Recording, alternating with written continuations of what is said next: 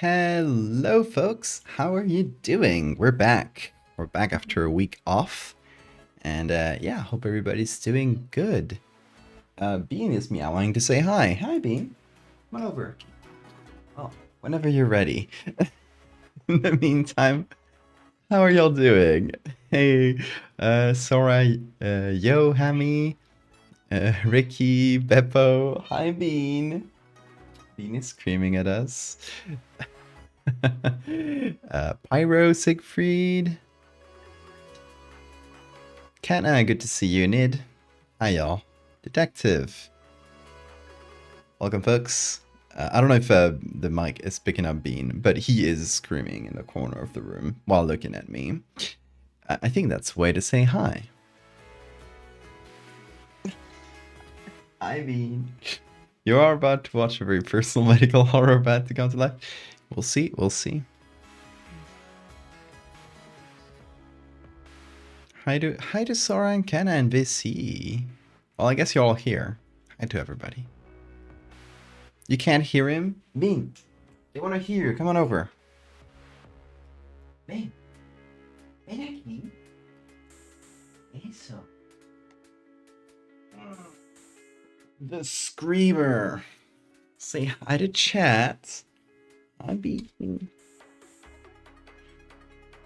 Everybody check this out. Look. He is here.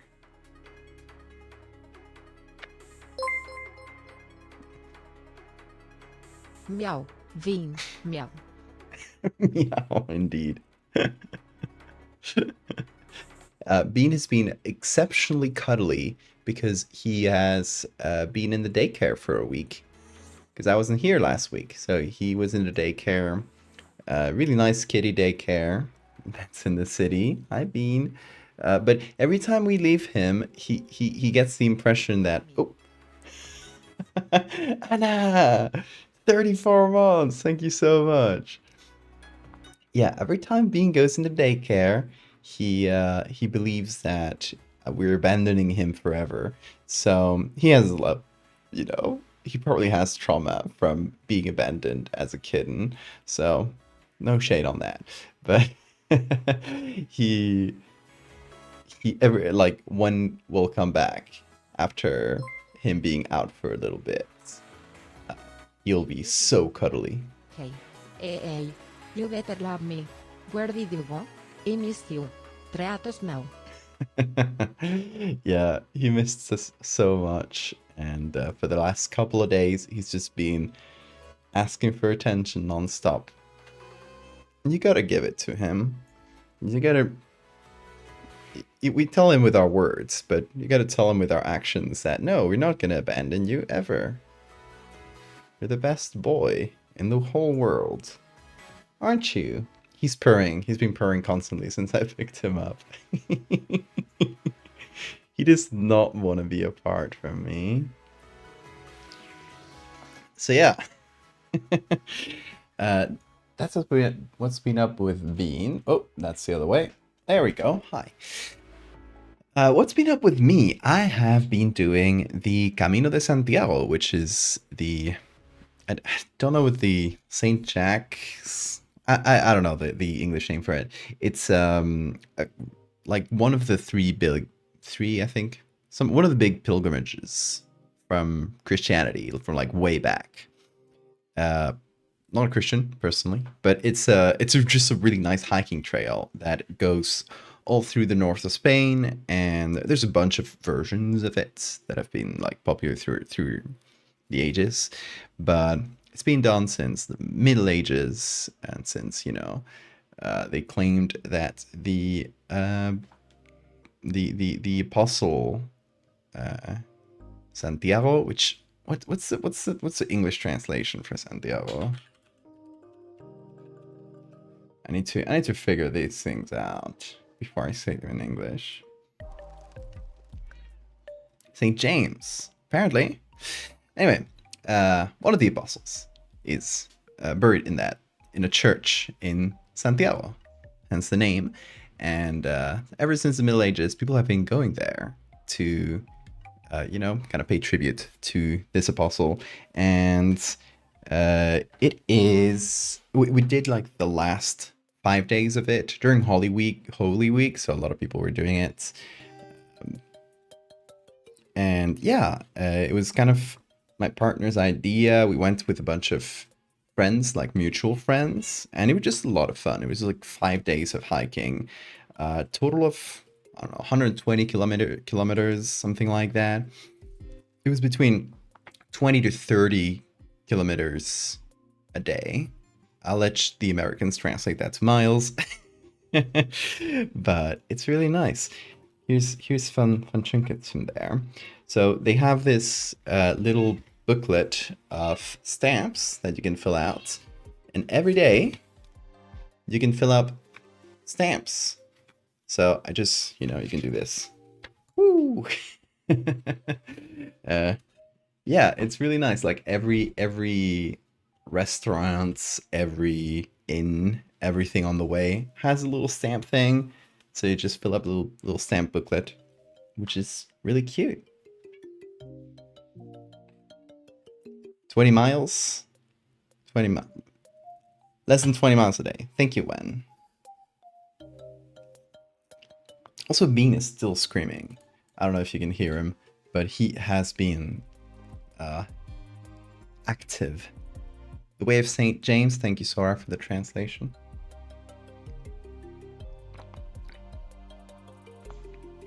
Oh yeah, I love the Chipetotek burger. Thank you, Bill. That was really fun. Oh yeah, and when you get there, let me pull this up. Hold on, maybe through the other side. I have a little cardboard roll so it doesn't get damaged in my backpack.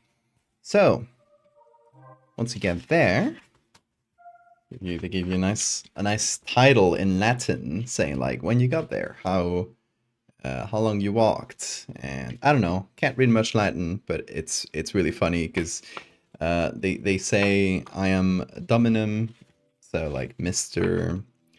Eduardum with UM at the end, really fun. Everyone's names were like translated to Latin. Because of course, it's gotta sound official. So yeah, I basically got, I don't know what this says, but probably like all my sins are purged or something. So I am now free of sin, probably. I was raised Catholic, but I don't pay much mind to that.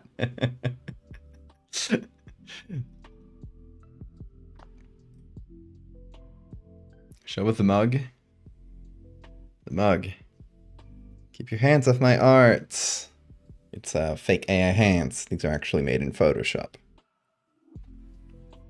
These are still in my shop. If anybody wants these, I can get you a link. They're just like hidden, but they're still there.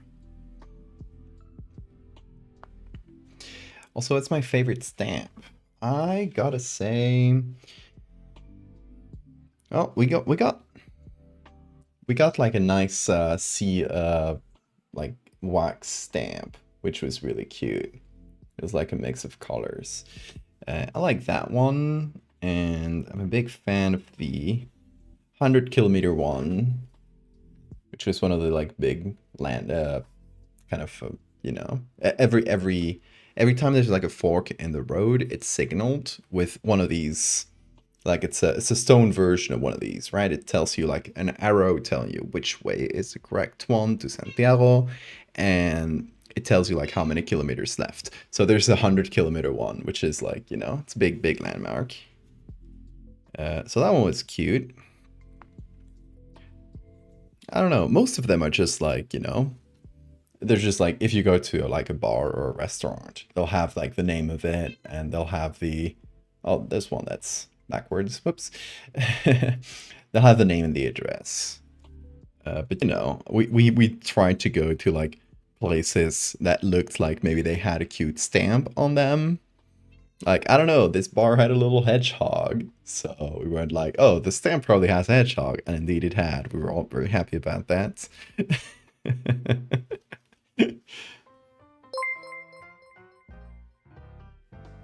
Devin speaks. We must hearken to the baby. Bean, come over. You what I got? Is that it? He's been like waiting by the door, kind of like, oh, open the door for me. But whenever I open the door, he'll just like step out and back in. So I'm not having that today, Bean. It's gotta be urgent.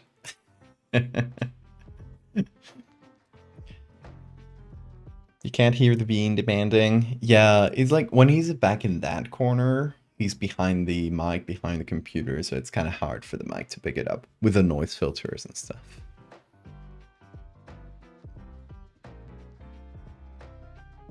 I have a question regarding how to come up with a concept and story, thinking of maybe starting a series. That's a hard question. I don't know. I recommend keeping a list of just like random ideas that you have, like, oh, something in a dream that could be a nice idea. And just like have a list on your phone that you fill in, and eventually you'll have enough for a series.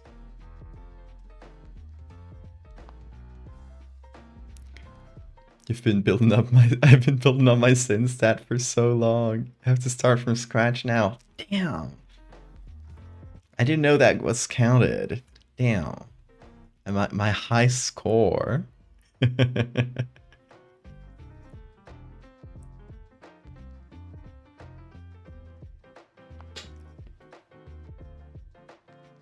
He wants me to go out with him. Yeah, he just wants some attention. Don't you, Bean? Oh. Come over. Come on over. Here. Come on, dude. Come on, listen to me. Up here. Let's get you on Bean Cam. Yeah, let's get your adoring fans to see you. Bean. Come on now. Yeah. Good job. I have him. He's mine now. Okay. You can come over here. Or do you wanna shoulders? Oh yeah, it's shoulder time, I think. Yes, we are doing jellyfish that live inside your eye. So kind of like, what if floaters were alive? That is what we're doing today. They nerfed the pardons during the Papal Wars. Can't fully delete your score anymore. Phew. Good to hear.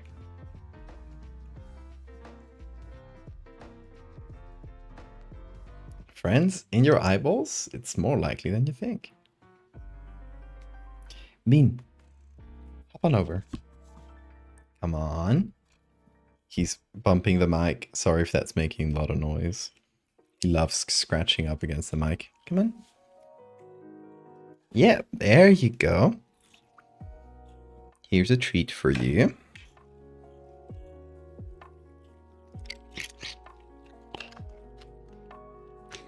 Good boy. Okay, let me get the mic at a correct distance. Okay, so eye jellyfish, pretty simple concept. It's been one of those concepts that I don't know. I noted that down like possibly a year ago or so. It's been on my ideas list for quite a while, and actually maybe it's even older than the rest of my like speculative biology series, the bestiary. It might even be older than that, because I recently just like found it in my idea folder, just like as a spare one, not inside, because I'll have like I just have an app on my phone with like, you know, just like to-do lists, right? You can make a bunch of lists and sub lists and stuff, and yeah, I just had it as like a spare idea, and I just looking through them, I was like, oh, that's actually perfect for speculative biology. So it's probably even older than the bestiary as a concept.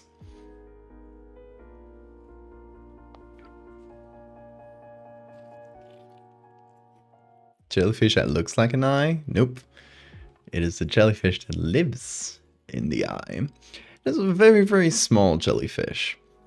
And I guess I like the idea, but what we got to figure out more than anything is how to bring that concept to life, kind of turn it into a cool image. I'm thinking we could do two things, and maybe we can do both today, because they shouldn't be like super, super hard edits. Okay, you can go, B. They shouldn't be super hard edits individually. So one of the... Oh, Bean, you'll never stop. One of the ideas is close up of an eye, like really, really close picture of a pupil, and behind it you can see like little floating jellyfish. Idea 2 is a sort of like simulation of what you would see inside your eye. So we would have to like make up some fake floaters and have like some blurry jellyfish float around. Obviously, like, how is that image taken? It would have to be like, oh, that's just a simulation, right?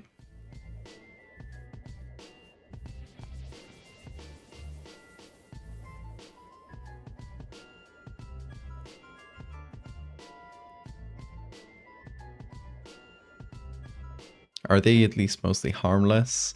I feel like they can make you go blind, but only after it gets real bad.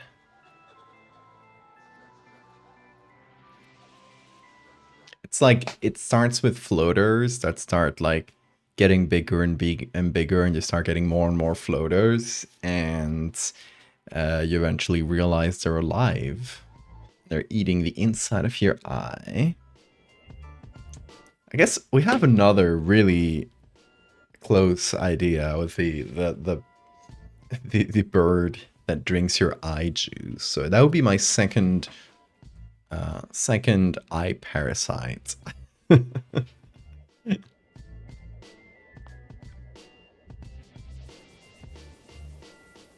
They grow out of control and they eat your brain. To get an optometry appointment soon. Uh-oh. Hope they don't find anything living in there. You'll be fine, Amy. I do hate eyes. I keep destroying them in strange ways. Every time I see one, I want it gone. Only googly eyes here. Exactly. This is how it should be. I don't know if that worked. I couldn't see. Okay, so how about we get into Photoshop, and first things, let's try to find like that first idea, which I think is the clearest one. It's like showing the pupil and seeing like the inside of the eye cavity. So let's hop over to Photoshop. And first things, we're just going to open this, search through a few stock photo sites, go for, I just think maybe pupil will give us good close-ups. Yeah. But we need something that's closer than this. This one I've already used in the Fractal series. I knew I would get this picture.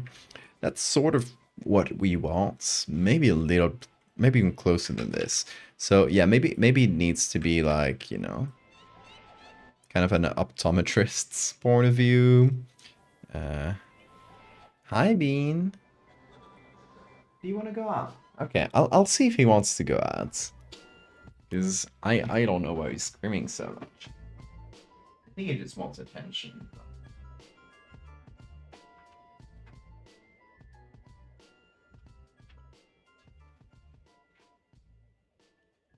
Who wants to bet that he'll be back screaming in front of the door in like 5 minutes or less?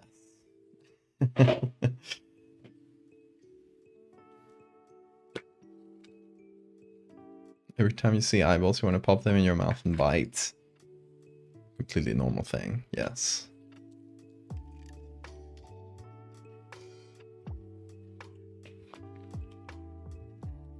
Hey, Sirius. I get to get your live streams. You guys stream pretty late. Hey, nice. Glad you could catch one. I'm glad you've been enjoying my art. Tear ducts. Because the tear duct's not a pupil, so it's not the focal point.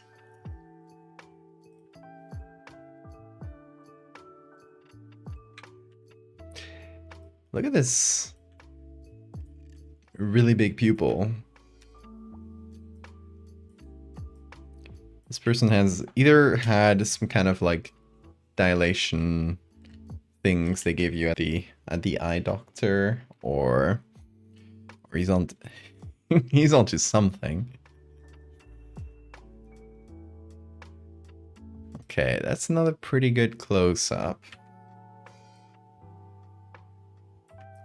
Yeah, any dilated pupil will help. It just gives us more like space to do things. We also have to deal with, like, you know, the reflection of the photographer, which, you know, in this case you can nearly see their face and everything. The Virginia Bunnyman. No, I've heard of that.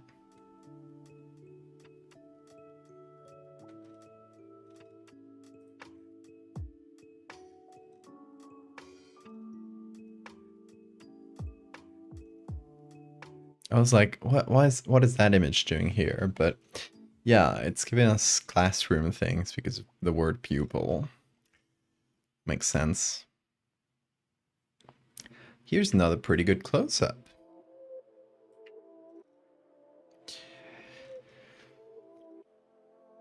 Something that we got to consider is the focus of the image.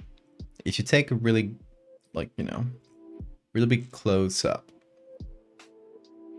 of, you know, an eye, the focus will actually be pretty narrow. So in this case, it is focusing, because you can see on these hairs and kind of the center and the pupil. So anything that's behind it will get just as blurry as like the front of the eye here. So that's something to consider. We either got to make the pupil itself more blurrier, or we gotta make the jellyfish blurry.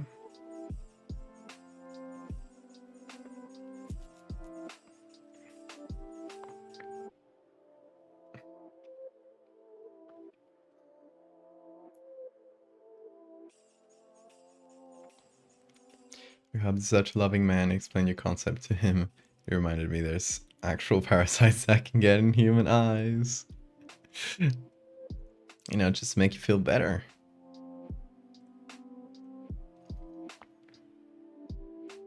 Oh, I hear Bean screaming. I said it would be less than 5 minutes. He's like in the corridor, screaming back and forth, it looks like. Let's see, let me get him.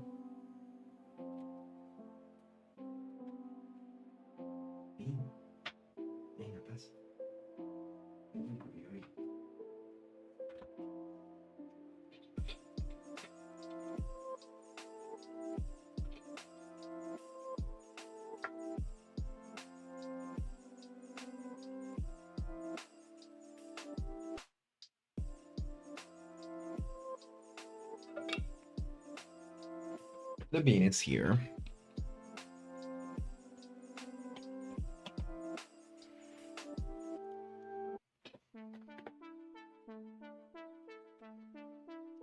You're both experts at intentionally and unintentionally causing psychic damage. It's what love is, isn't it? What about an image of those photographs they do of the inside of the eye? Like the back of the eye? Could be, but that's kind of harder to explain. I feel like that requires a little bit of explanation, while when you can see the iris, you know, it's admittedly obvious. Bean! What is it? You want to play? Is that it? Yeah, he does. Okay. Let's get... Hold on. Let me get the bean cam. The other bean cam. Ah. Let's train that on the bean play area.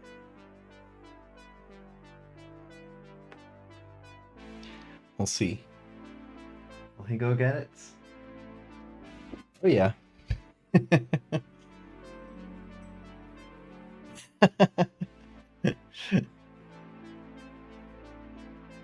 Oh, he's going crazy. He's screaming. There he goes. Oh, you. Oh, where are you going? Come on over. Come on over.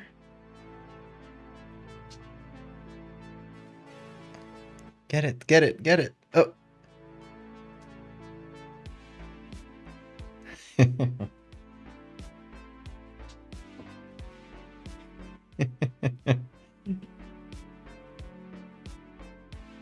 Oh, Bean.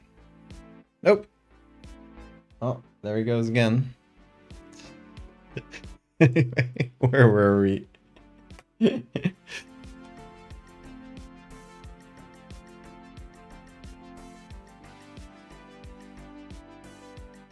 Hammy, are you not a Hammy anymore?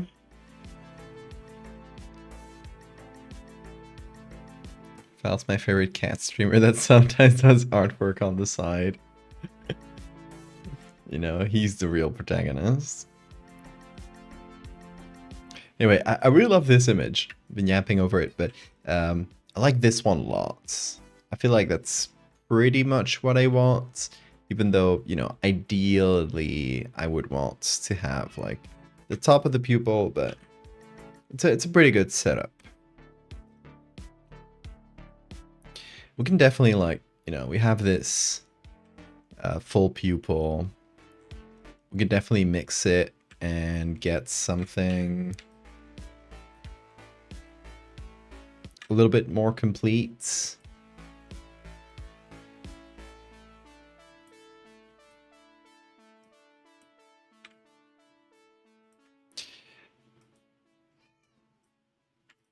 Like, if I get this down... Oh, that does not fit. Hi, Bean. What are you screaming about?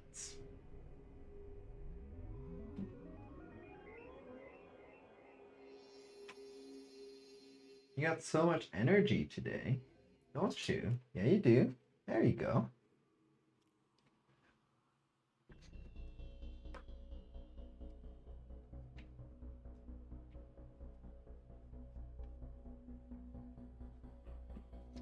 Question I've been wanting to ask you: you ever take pictures you're walking around to use for your art?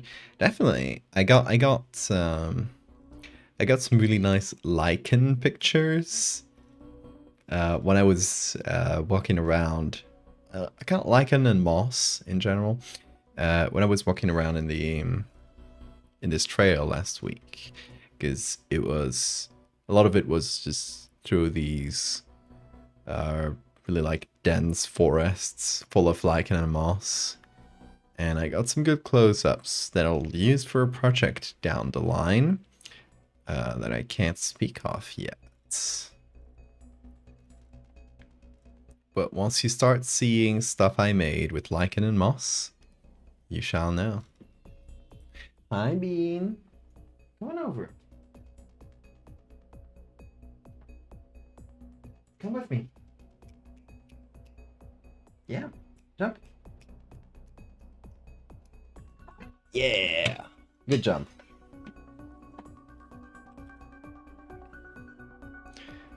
Something like this? Well, let me see.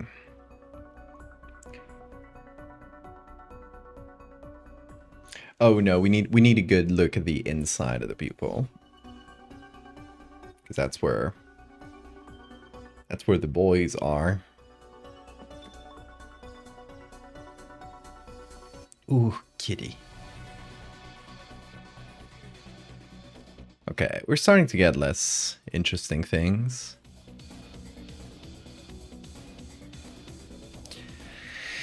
I feel like Wikimedia might have some good stuff here.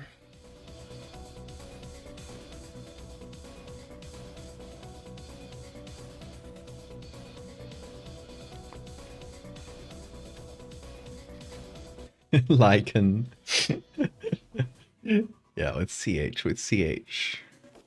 Unfortunately, no werewolves. Very sad.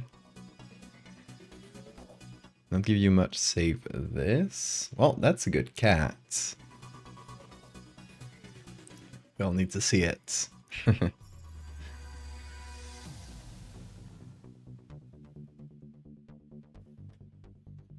Wanna come over, Bean? You wanna jump on? Or you just wanna look at me from a distance? What? What?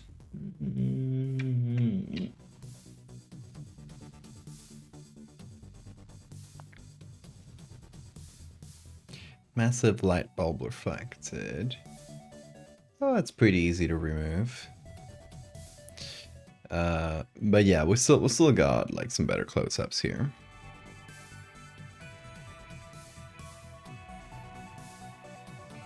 I like to think your artwork inspired by eldritch horror that traumatized you as a child. No one believed me.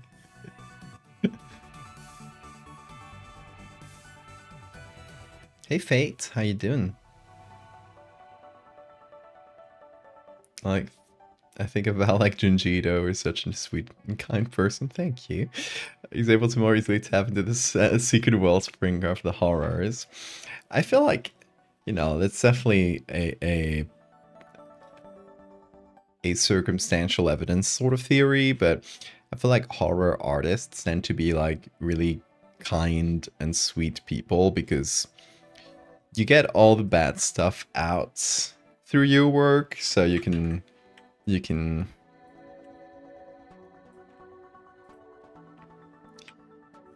be more chill in your real life. What some would call catharsis. Okay, this one's pretty good. It has some weird color things because this person tried to make the eye look more blue and did so by changing the colors in a fairly awkward way. What do you think, Bean? You have baby blue eyes, don't you? Yes, you do.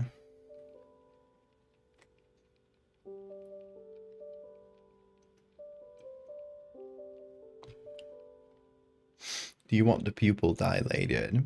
It doesn't have to be, as long as it's big enough in the frame.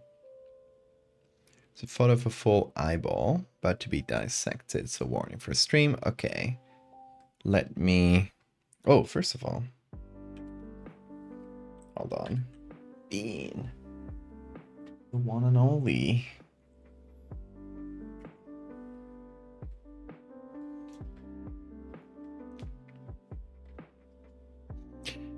Yeah, let me check this. Okay, I know some of these pictures.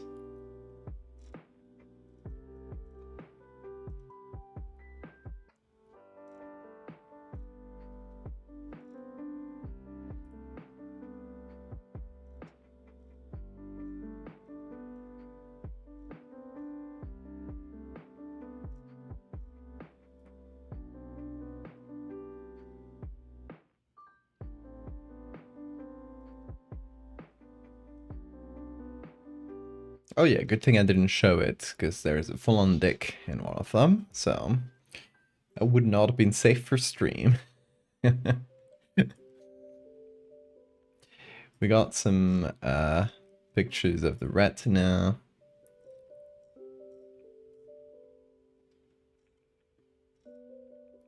Yeah, but nothing too interesting on Wikimedia. Thank you, Sora, for checking it out, though.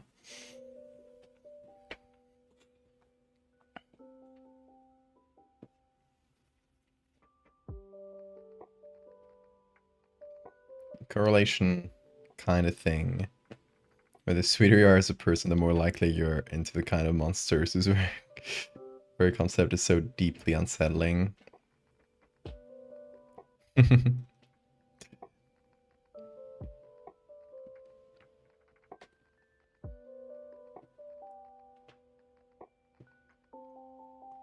Or it is an endless sponge that sucks all the bad thoughts that would normally consume me and keep me up at night.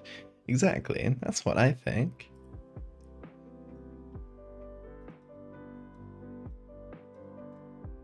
So what you're doing in Look at Bean? He's licking his own asshole right now. So maybe not. Okay, you can look at him now.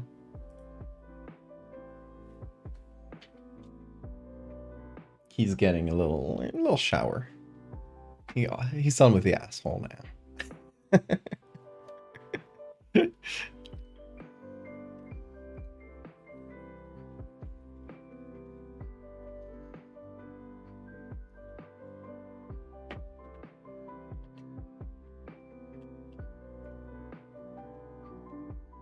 Anyway, let's get on with it, shall we? We started late, so I want to try to finish something today. Here's what we got. Here's my favorite image. We got kind of the eye close up here. It's a little annoying. I would like to get the top of this. I think that would be cool. But maybe we can fake it. That's what I'm thinking. So if we just get this and we try to fill in this top edge with another pupil, for example. And oh, this image is big. Okay. That's honestly what's going on with this image. It's obviously definitely edited, and I think somebody painted like a circle in the middle so there would be no reflection. So it's just kind of a black circle. Not the best, and there's some color splotches that some of them look natural, like these reddish ones would probably like brown, but you know, they got heavily saturated like this. Same with the yellows. There were probably some more neutral tones at the start. I do like what we got in this image. So maybe the best way is to just like rotate that.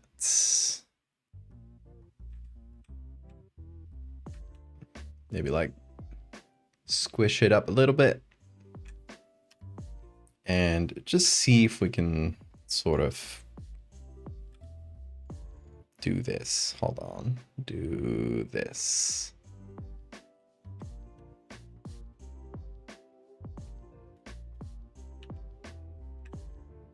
And we'll need to like figure out the reflections, but for now we're filling in the space.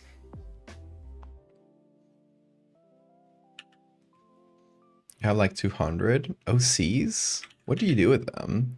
That's something I don't understand. Okay, like I mean this from a place of ignorance rather than anything else, but what is to you guys that do OCs? What's the point of a character with no story? Because that's something that, I don't know, it kind of puzzles me. A lot of people do characters and they just don't put them anywhere. And I guess it's kind of hard for me to understand. I feel like a character has to be in service of a story. Like, I've never really come up with a character that doesn't have a story attached to them.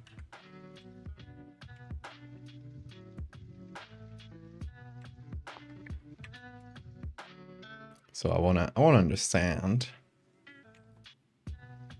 Maybe I'll flip this. That'll be easier for the reflection for sure.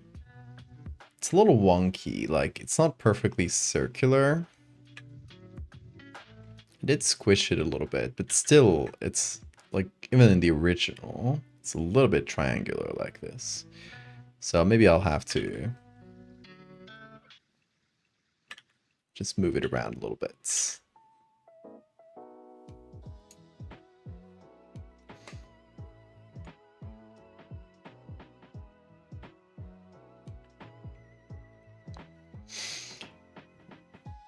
I lived with a woman who had bright red freckles in her eyes. Not to say this wasn't altered, but it's possible for them to be very bright red. Like this? Red?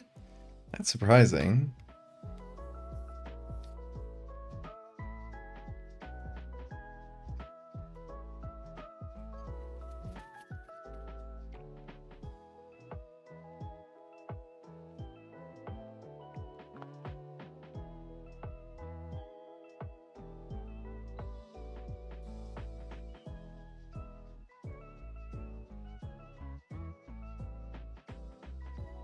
Okay, let me read on OC lore here. Emmy says they have stories for theirs. Okay. They have stories with no characters, but not the other way around. A few that are like that, but most of mine are full-on characters. As in, take place within a story. Really?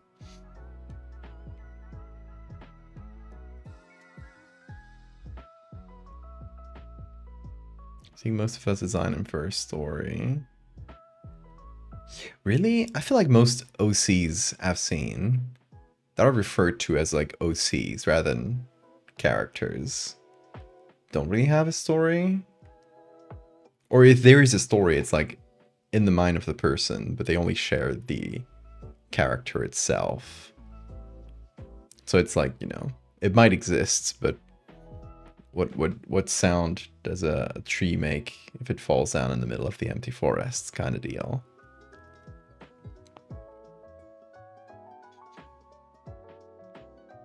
To a few OCs specifically for the Discord series. Right, that's where OCs come from, right? If I'm correct. I might tell me if I'm misremembering this, but OCs originally were like fan fiction how things. people define what an OC is as well as what kind of people are most willing to talk about the ones you've made. Yeah, like originally, as far as I know, OCs were like, oh, you know, you love Star Trek, so you make a character like for Star Trek, like that exists in this world, you know. My Little Pony has a million of them, right? But a lot of them I see, and then not part of any fandom, so I can't say if it's the majority, but the ones I come across only exist in a sort of void, or if they do, they exist in a, you know, kind of world building project or story that isn't out there. It's just like maybe in the mind of that person. If it isn't a story at all, I feel like a lot of them I've come across are not in a story or anything. They just sort of exist.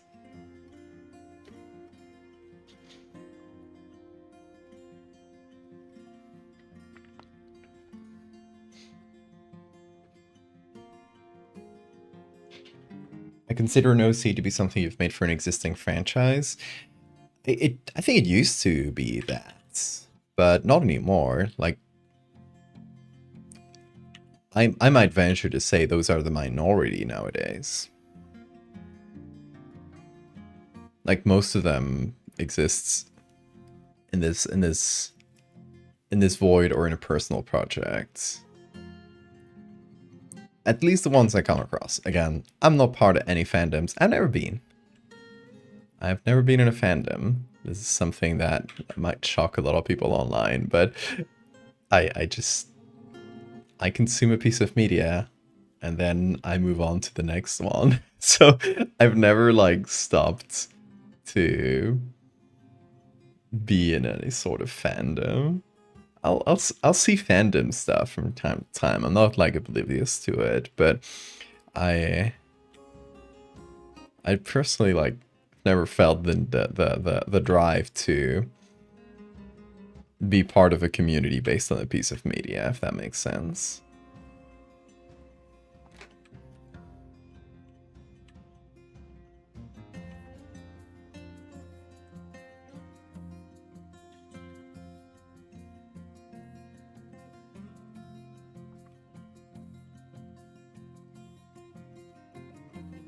I will say, if something I've made is sort of an OC without story, it's probably like Terry and Gugliel.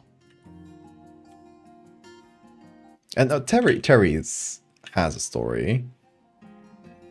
Gugliel has little bits of sort of little brush strokes of story.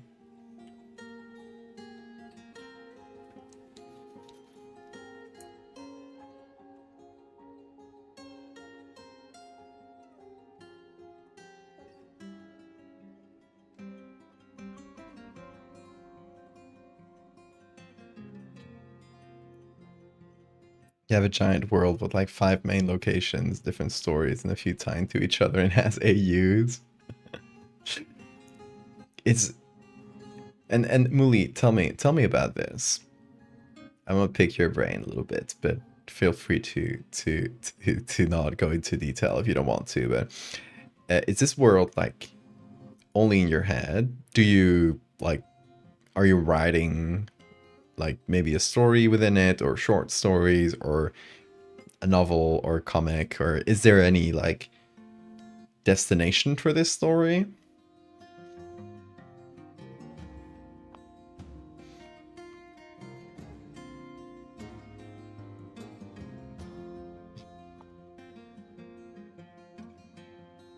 Sometimes you do not have the energy to write out the whole story that exists in your head, so you just spin them around in your head like a microwave. I love that. Hermit crab that looks like a toenail. That's a good idea, Bill. I actually thought of, you know, those louses, lice, I guess, that eat the fish's tongue and kind of become their tongue. Something like that, but with like shells, like bivalves or whatever you call them. I don't know how to pronounce that word. That become your nails. They'll like eat your nail or like destroy your nail bed and then start growing in its stead. And they'll, you know, they'll just eat whatever you scratch.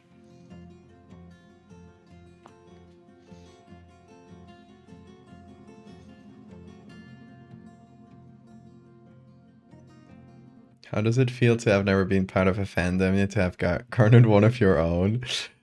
I think, could you call it a fandom if it's like within your control? Like, what I mean is like it's small enough that I know y'all. Like I speak to y'all directly. I feel like a fandom has to be much larger, and in a way, kind of just take the original work and take it in like its own direction. That's like maybe divorced from what the author originally intended. Would that be a correct judgment? I don't know. Tell me your fandom. What defines a fandom to you guys?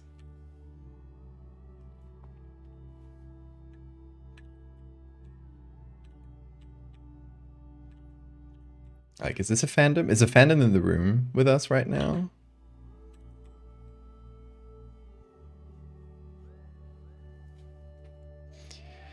This pupil is not round. I know pupil's not perfectly round, but it's making me go a little crazy.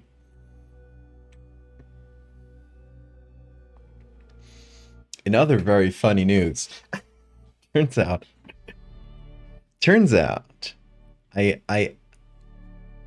I might, and there's a small might still, because I need to do tests for it.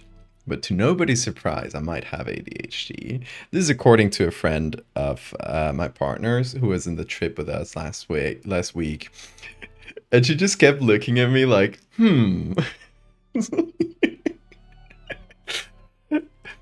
And then we talked about it. It's like, yeah, you look like you have like all the hallmarks. I'm like, oh, yeah, that's likely. So she gave me a test I'm gonna fill out with my partner one of these days. Kind of just like a standardized test, the diva test, which is a really funny name.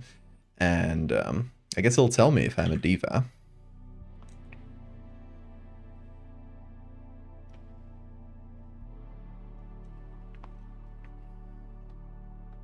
Also, let me catch up with chat.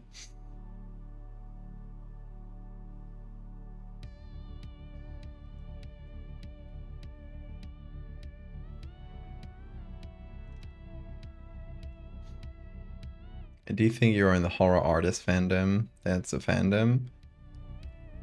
By this point, fandoms had evolved from being just communities being built around a particular work, have evolved to be their own anthropological fields. I mean, would you call that a fandom? I call that more of a community. Hey, Peace. Welcome. Sorry I'm like reading messages from a few minutes ago. I keep yapping. You're sketching right now, Peace? Oh, what you sketching? I always love making, like, I think art streams are great to like have on the background while you make your own art. So that always makes me happy to see that people do that.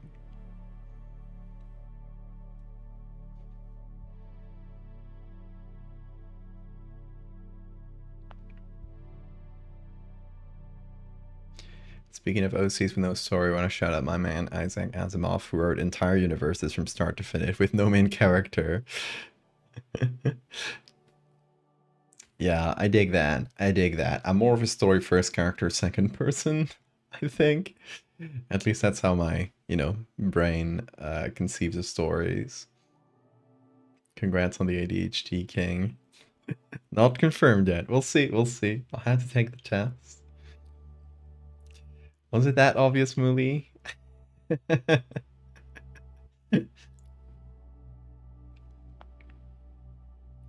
Has anyone been evil enough to claim the closed Photoshop one yet? Yes. Yes, they have.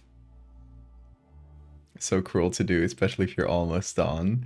I mean, you at most you lose 10 minutes of work because of autosaves. But it can be worse.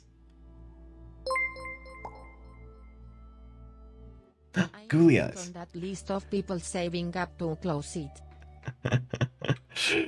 Where do we put the googly eyes? Like, hold on. Hold on.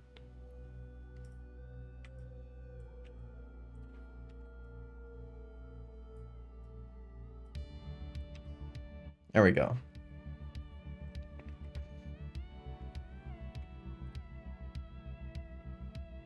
Oh, I finished my tea so fast. I've been yapping so much.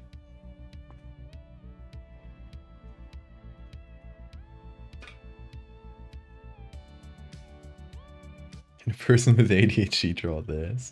Honestly, if I do have it, I probably have ADD without the H. Because I don't have any, like, hyperactivity traits. But I definitely have, like, a lot of the focus ones.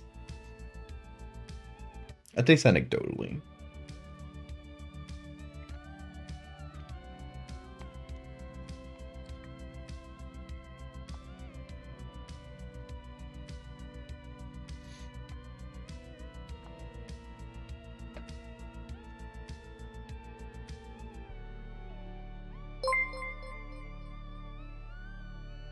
It's you're part of the found footage horror community along with Trevor Henderson, Lo Vincible, Plastivo, Benadryl, Omega Black and the likes.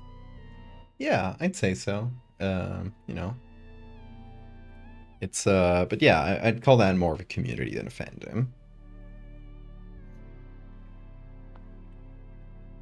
Creative juices go to D&D group.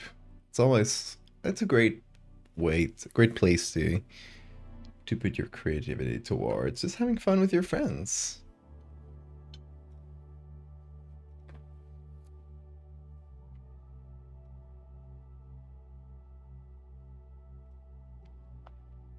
Whether the carnivorous sunflower or the boulder crab will get you first, depending on where you go.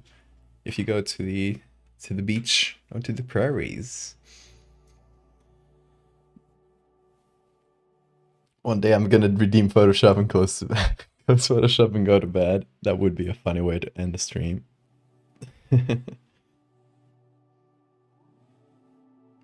No ADD anymore. It's ADHD with 3 different subtypes. Impulsive, inattentive, and combined. Yeah. I mean, yeah, it's probably an attentive type. What would have been called ADD.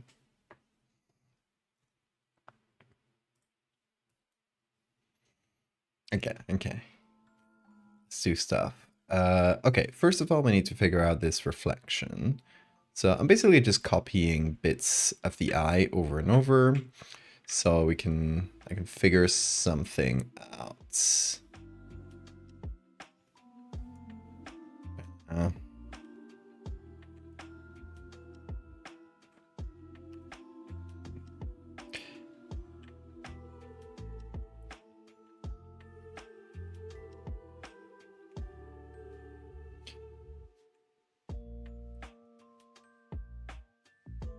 okay.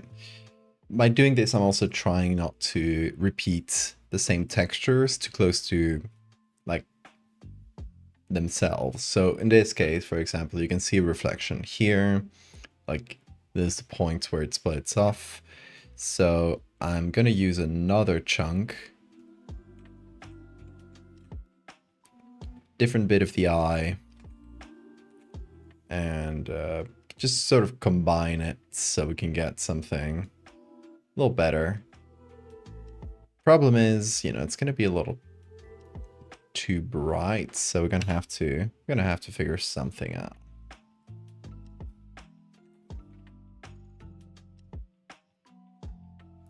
So we're gonna have to darken this.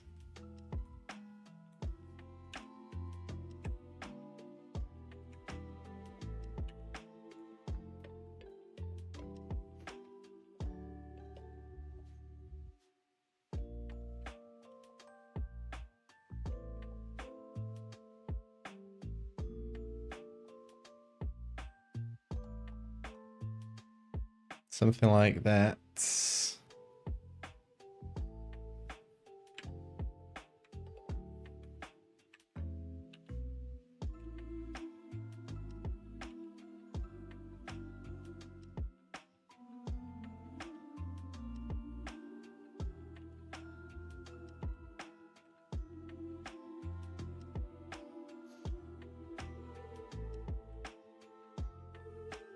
Okay, so we got a base.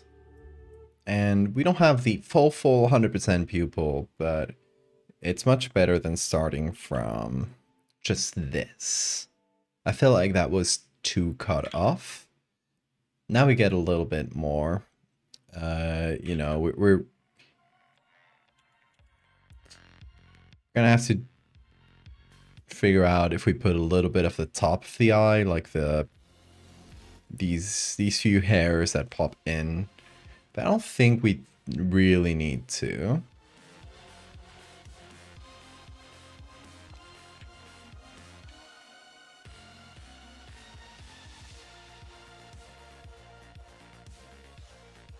Like at most I can just like put them back up on the tippy top here.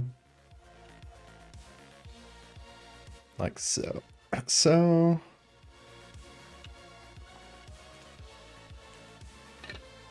ever played Lobotomy Corporation? No, I've heard of it though. I'd recommend it a few times.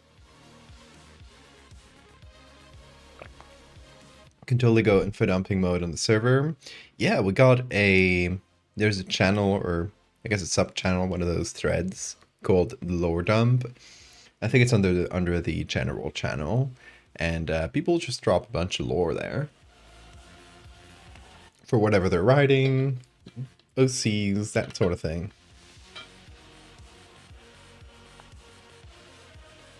Oh, have a good night, Anna. Thanks for the follow, Jasmine.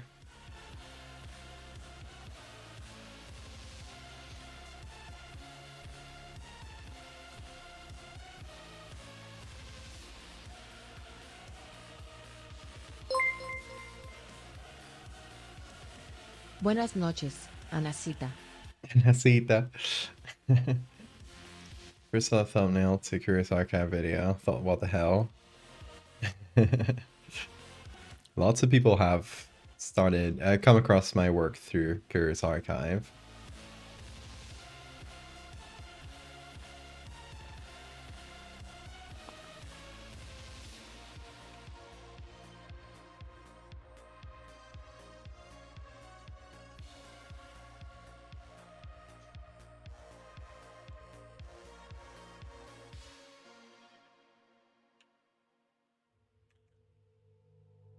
Yeah, I can probably bring this reflection up there.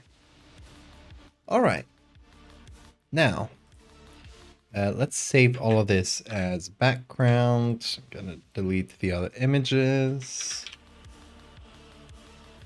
The googly eyes can be back up here, and we'll delete the rest. Now we got a good spot for our jellyfish. And I feel like what we need to do is come up with like one species of jellyfish. Probably one that's pretty small, like in real life, so we can just like shrink them in further, even further, and just put them back there where these googly eyes are. Thanks for the save reminder.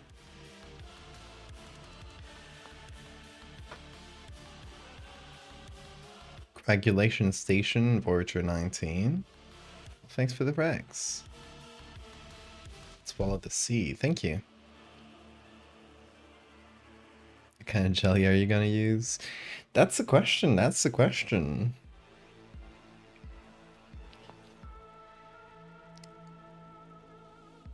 Irokanji? Wait. Let me Google that.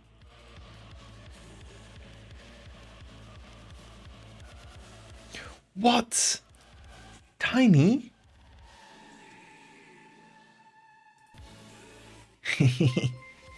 I like these. Strawberry jelly is my favorite.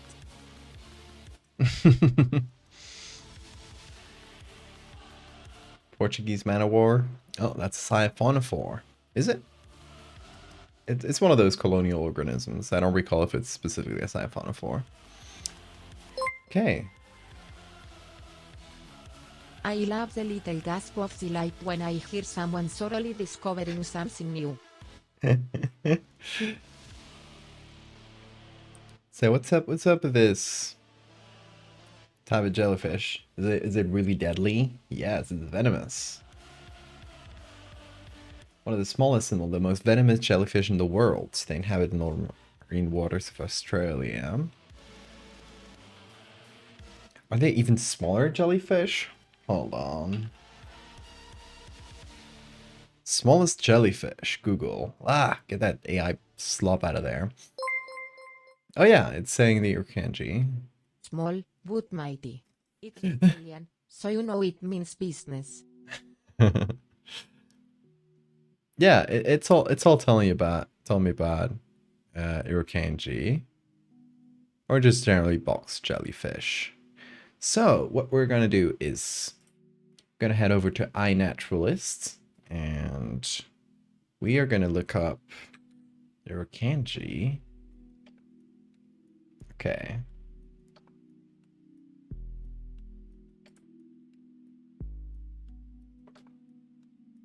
Oh, that is completely different. I think that might be a user called Urkanji. Yeah.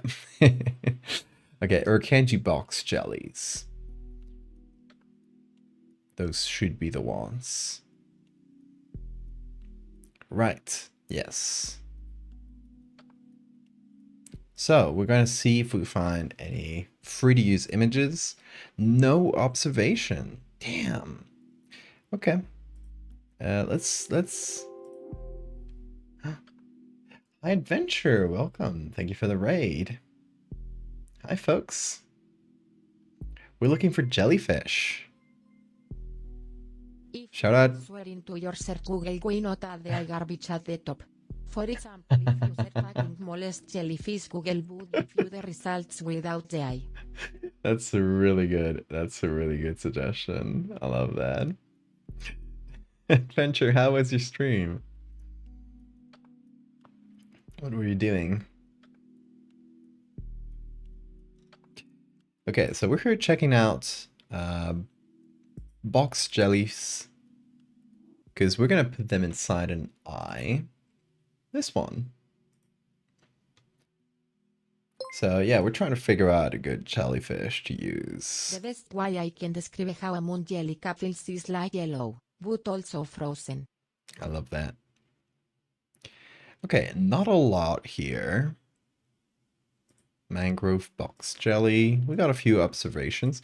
Honestly, like this sort of hazy thing behind the eye would probably work really well.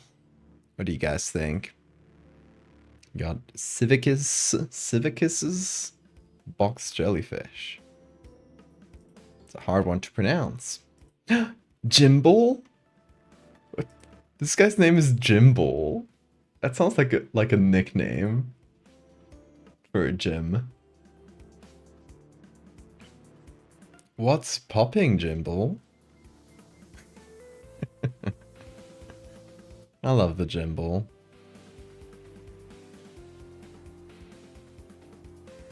Okay, I think mangrove box jelly is our best shot.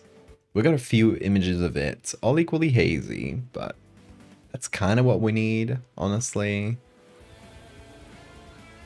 And honestly, we could use one image and just like flip it a couple different ways, but having a few different ones, you know, the tentacles will be slightly different and stuff, so there's not a lot of editing. Like it reduces the editing a little bit. So okay, I gotta save all of these.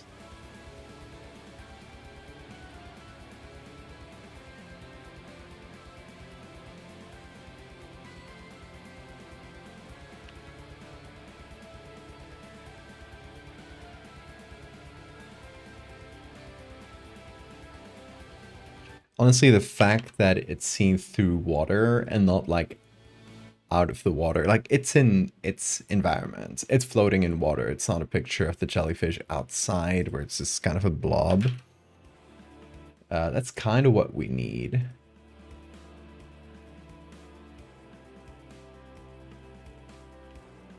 So we got 5 pictures. I think we got all of them.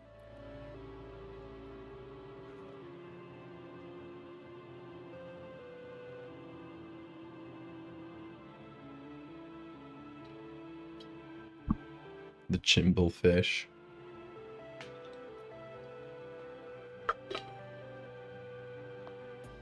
If you start crying, will the jellyfish come out with the tears? No, it won't. Because tears, they come from tear glands. So no fluid from inside the eye comes out. Not to worry. Your jellyfish are safe. Jellyfish is, I don't know. English is weird.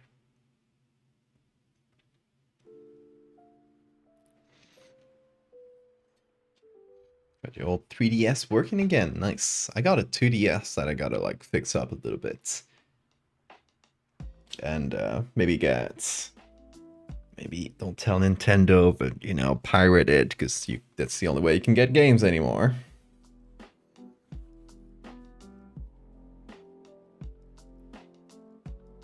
You can whistle through your tear ducts. Me? Or you as a general thing? I cannot whistle through my tear ducts. I can whistle through a hole in my palate. Because I have a hole in my palate. Here? In the hard palates. It's really small. And it's currently, I can't do the whistle right now. It can only happen at certain times when it's like clear. But when it's clear, I can make our air pass through it, and it makes a whistle. But it just has like, there has to be no saliva in there. I'm a freak of nature. I had a surgeon, like a maxillofacial surgeon, like the surgeons that look at this area, and I told him like, oh yeah, I have a hole in my palate. Can you explain why? It was like, what? I'm like, yeah, I can make a whistle. And I made a whistle. And the guy was like, what the hell? I've never seen this in my life. Literal surgeon that deals with this. Deals with like anything in the palate. So yeah, I am a freak of nature. I do not know when I got this. I've kind of always had it, I think. And here I am Weasley normally and having surplus flexibility in my jaw and my pinky toes. I gotta step my game up. You gotta step your game up.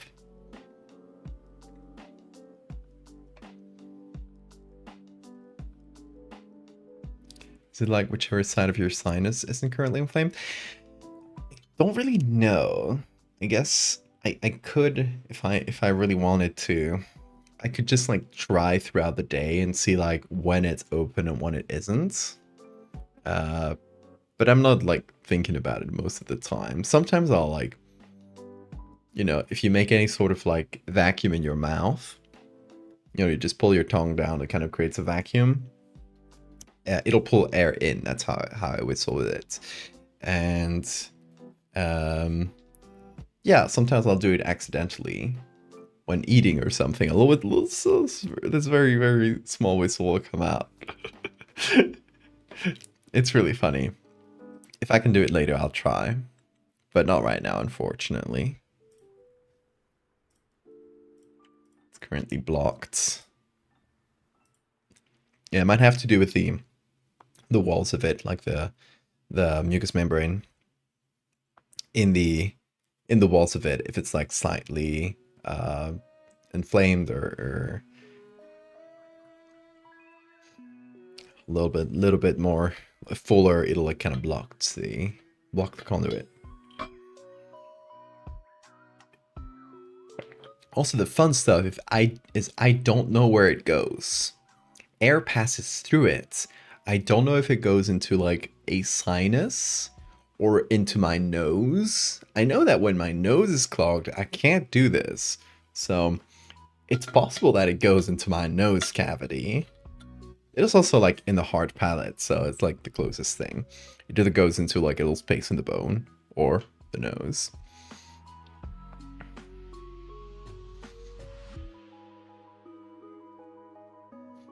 I love everybody saying their freak things in chat. I can move my ears. I don't know if that's visible, but I can move my ears. Like if I'm wearing glasses, I can make them move a little bit. I can also unclog my ears without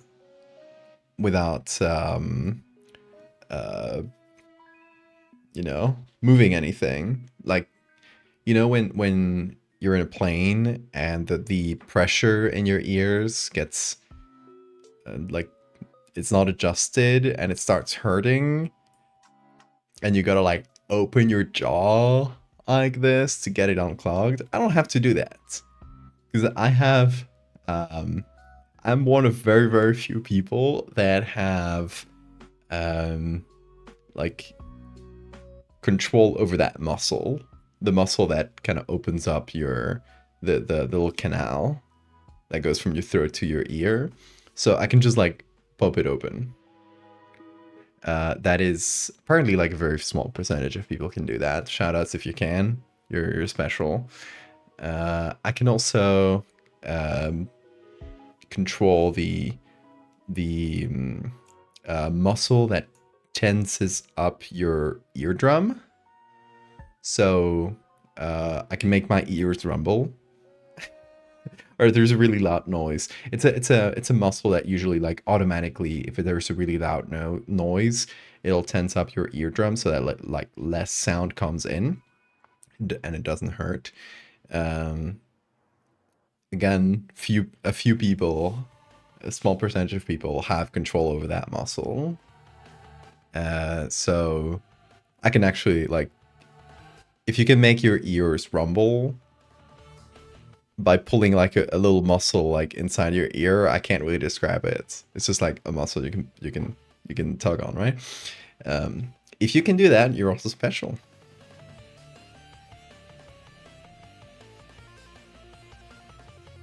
I like to get something done tonight. Also, Val, here's 20-minute talk about how much of a freak of nature I am. Exactly. You have bruxism? Yeah, I've been told I have bruxism, even though I don't notice it. Like, I don't have, like, headaches and that kind of stuff. But yeah, I wear, like, a... What do you say? After, like, retenedor. Like, a plastic thing on my teeth to, like, keep them in place after you have them fixed. And apparently that helps with, like, the bruxism, too. So, I wear it for 2 reasons.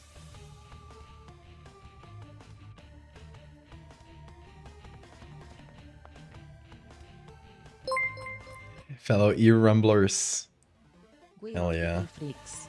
Each and every one of us has some kind of adaptation or minor mutation that nature is trying out with us. Here, do this.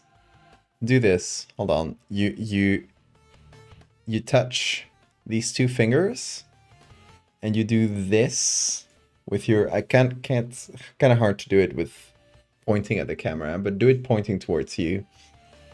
You can have either one or two muscles, or not muscles, but tendons, that sort of pop out of your skin there. That's... Oh, hi, Bean. I woke him up. Oh, no, he's just changing positions. Yeah, very few people have the second one. So, check out if you have it. I just have one.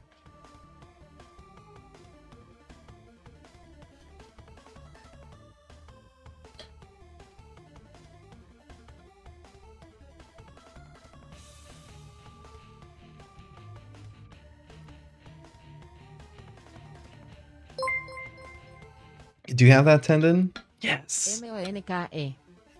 Monkey.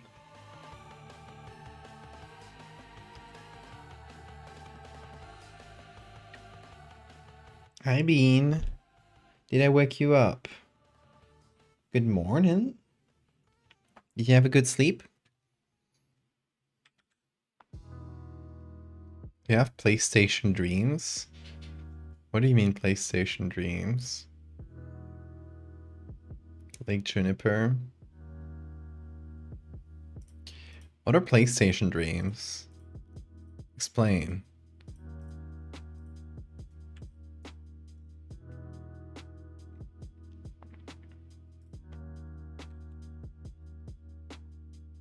Hey, Suzo.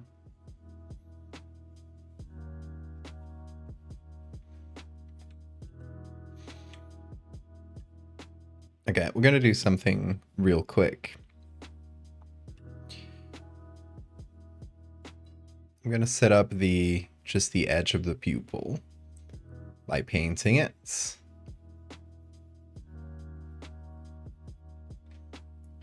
You wanna go on, Bean? I think he wants to go to the bathroom. Hold on.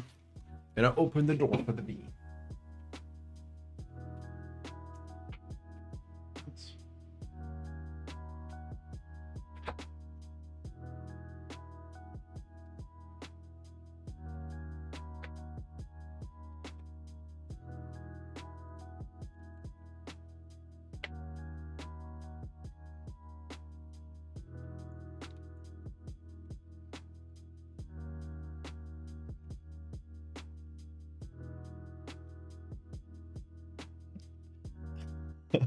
It's a game on PlayStation.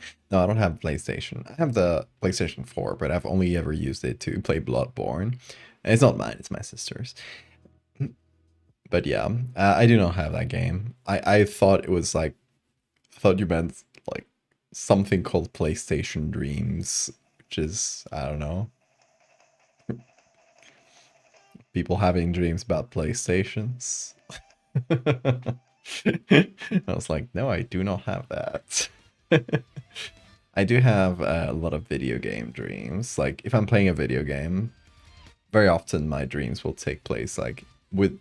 Not necessarily inside the video game, but with the mechanics of the video game.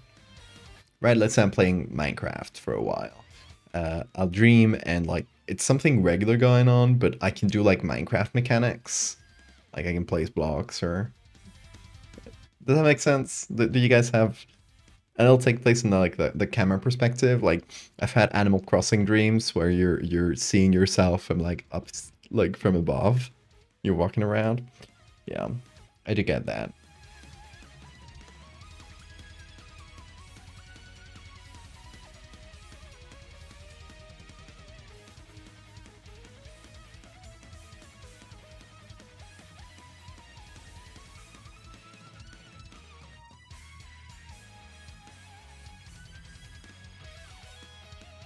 Getting all these jellies cut out of the environment. I like that it exists in like muddy water, because we can use that. We can add these little muddy water dots inside the eye to make it feel just like cloudy and weird.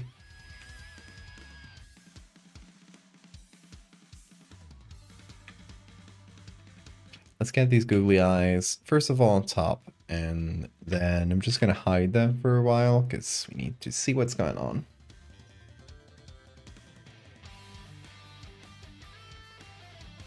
That Nid.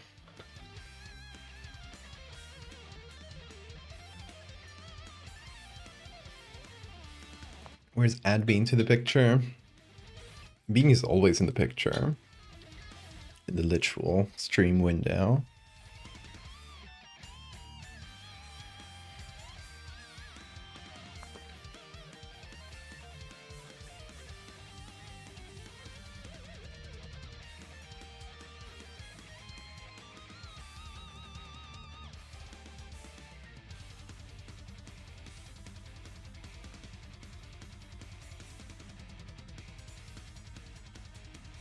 Wait, am I the only one who gets game mechanic dreams? That's interesting. Like, I would have thought it was a pretty common thing.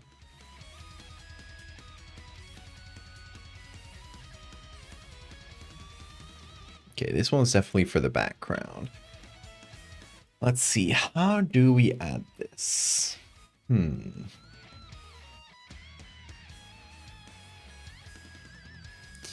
Maybe color dodge.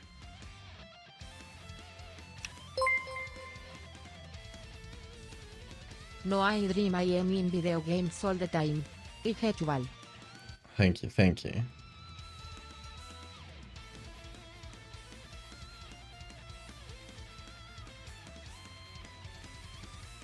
I thought I was the only one for a second.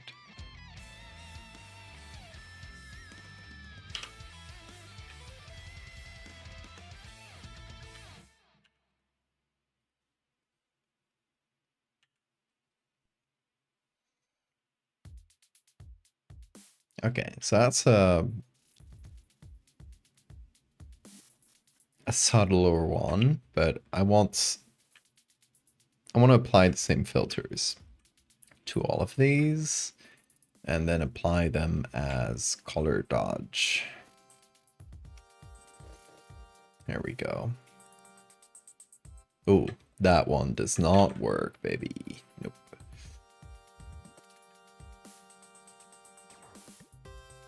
Okay, let's work with these. Starting with this one.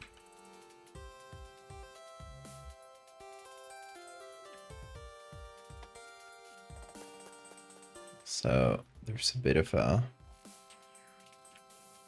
weird background thing. Let me fix it up.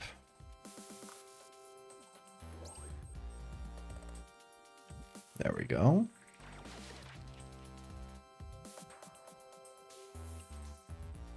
Okay, so we need to go to the levels here and just sort of adapt those. Also, you know, maybe color dodge isn't the best for all of these.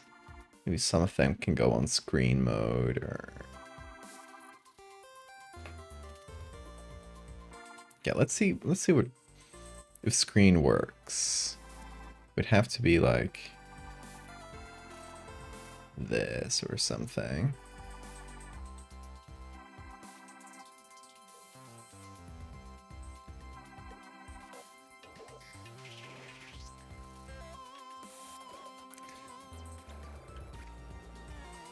Okay, kind of rough still, but that's option 1, and option 2 would be color dodge.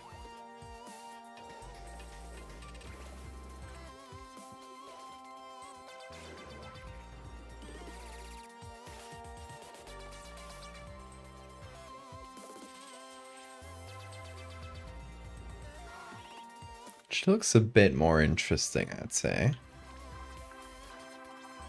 Gives it a bit of an ethereal color.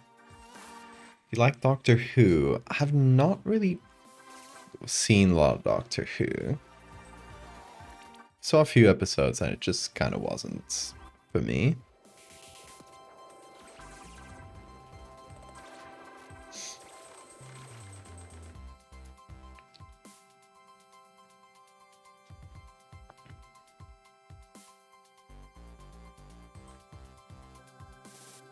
Alien was pretending to be a rock. Sneaky.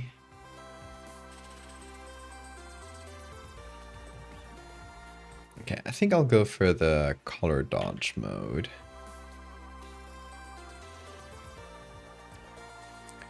You know, it's a little subtle, but I feel like maybe we can have one that is like very clear, while the others stay a little subtle.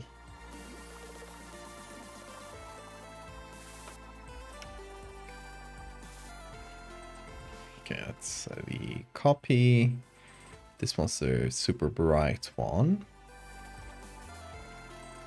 This one is, I think, maybe the clearest one. So, you know, maybe it can be in the foreground like this. And we figure out the levels.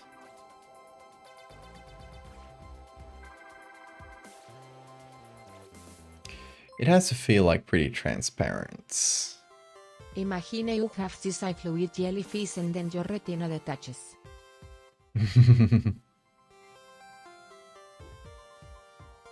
And they would definitely do some harm. They would mess with your eye in very funny ways.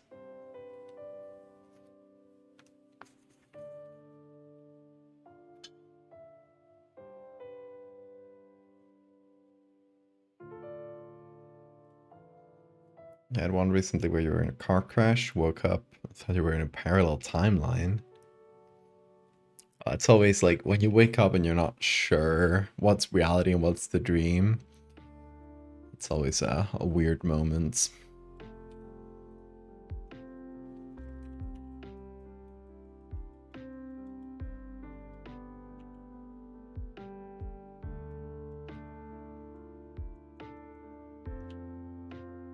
Chat, who gets sleep paralysis here?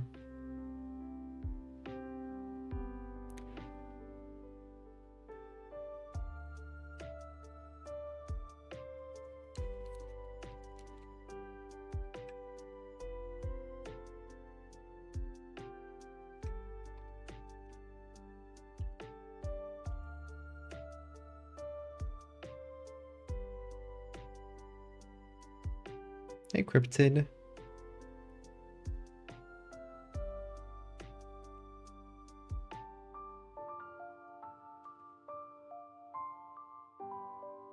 You're falling in love in a dream. You wake up and, oh yeah, I've had that many years ago. Those are awful.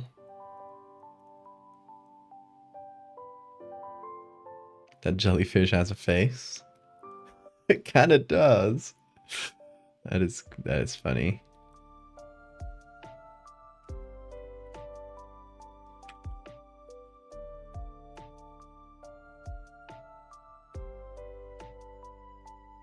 Also, I bet Bean is waiting.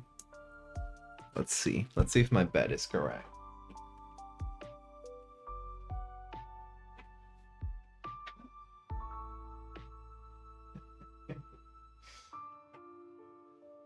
Oh, just a little screamer. Chat. Chat. Look at this.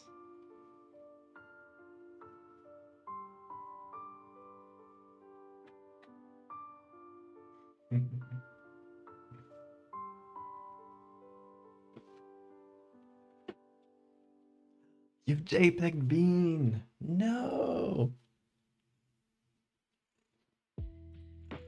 Look what you did to him. Look at what you did to him. Oh, it's full of kisses still.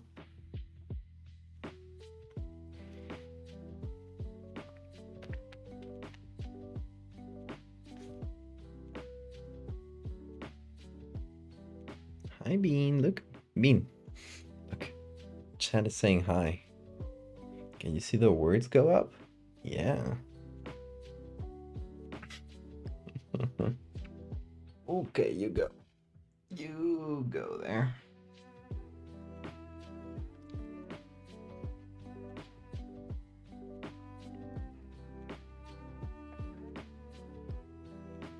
You wanna hop on?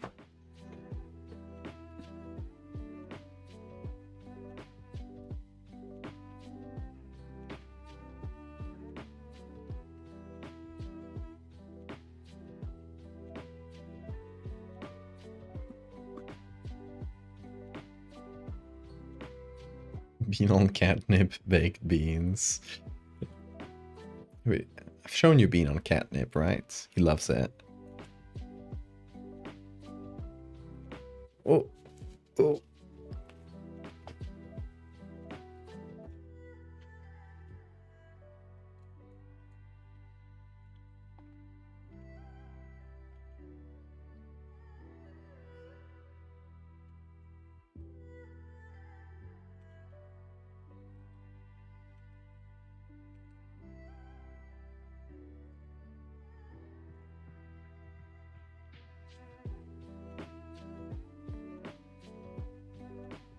There we go. I think that's the right brightness. Okay, then we can have some more in the back.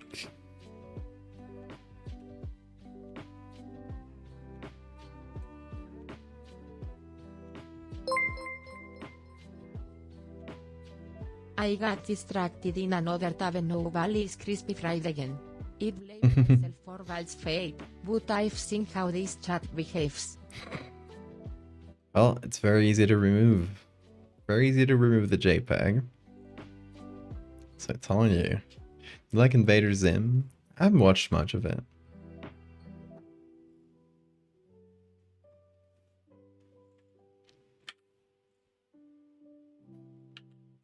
See, you fixed it. The battle continues. Also, my camera selection is not here. Who toggled it? Did I just forget to untoggle it this stream?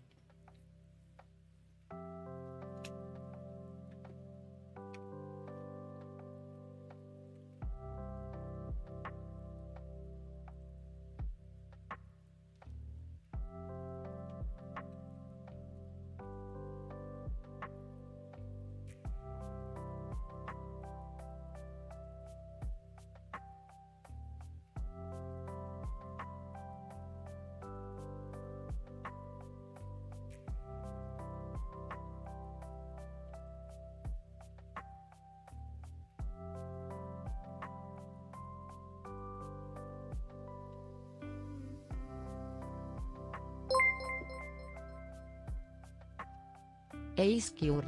Oh god, the pupil looks like one of those fancy tanks they make in aquariums to make AES look more cereal. I am feeling genuine unease from this.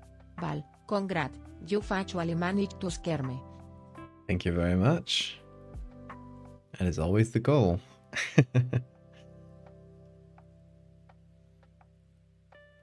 I would make this sort of fancy tank.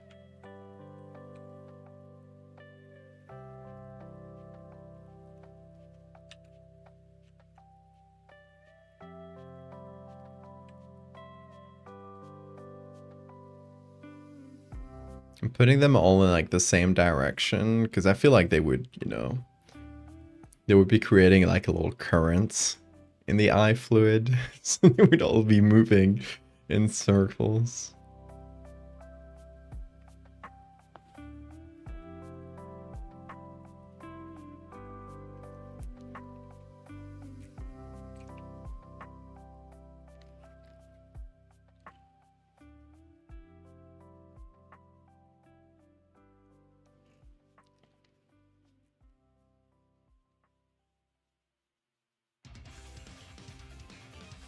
Oh, Bean loves the lab too.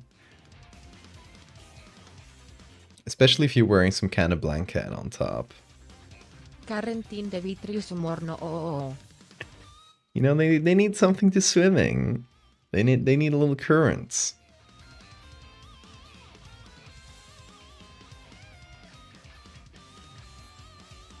Jellyfish. Hi, Laos. I do remember that stream, Bill. That was like 2 streams ago. My memory's bad, but not that bad yet. It will probably get worse, though.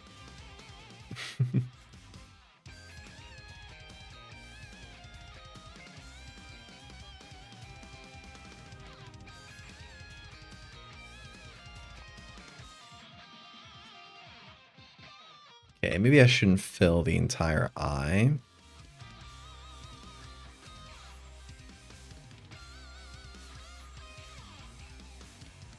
Trying to figure out the composition of this.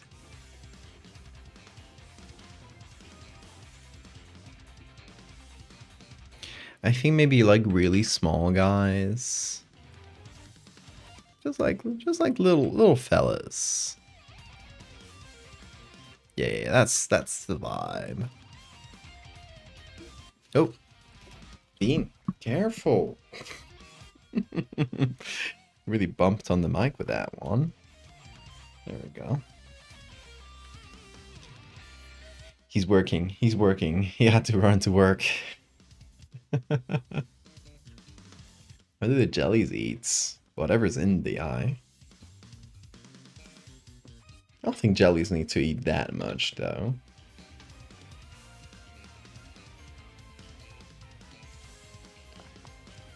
You know, your vitreous fluid has some sugars and proteins and stuff and cells.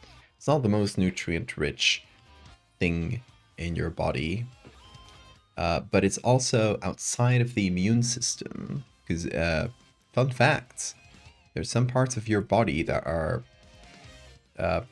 like immune privileged, so they are like your immune system doesn't touch them,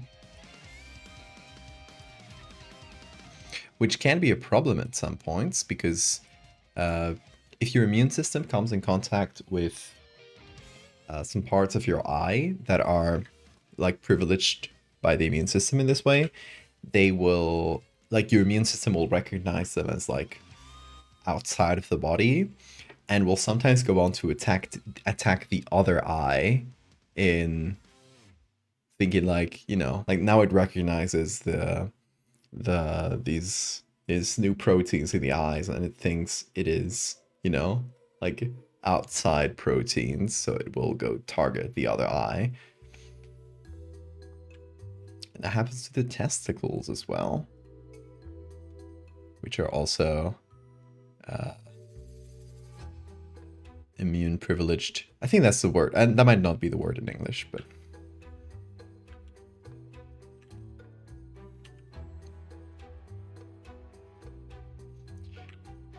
you get what I mean.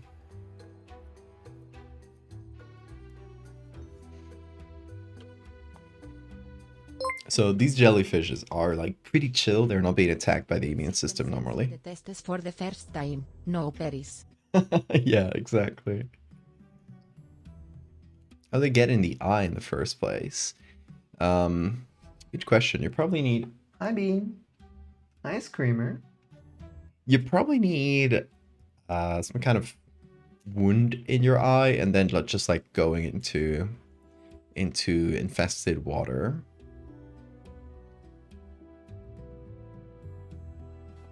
The eyeball privilege. Eye jellyfish relatives that live in your testicles.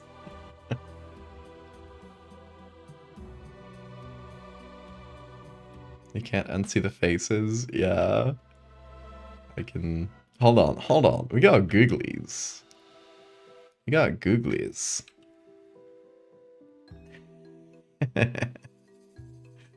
It's only a matter of placing them. There we go. You look a little bit angry with the brow.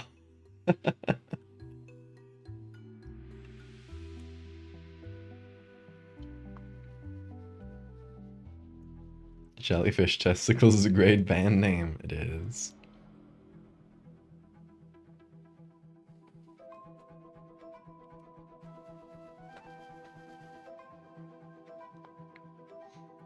But yeah, serious. I was thinking of like how much to enhance the look, the face look, because it is accidental, but it also like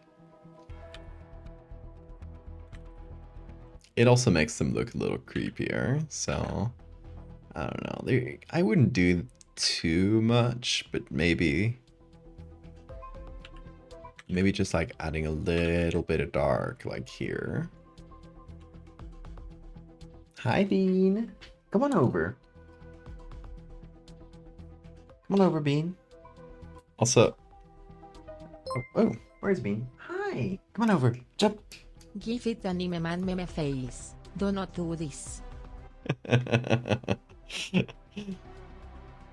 So how fun is this?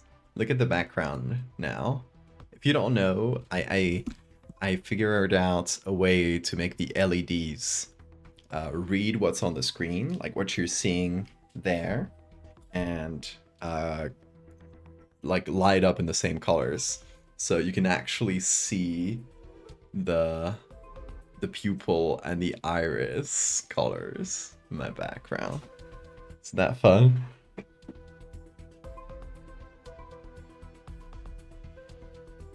Hello, Bean. Oh, you're so needy. Or you are. You need all that attention. Hold on. Show you the Bean right now.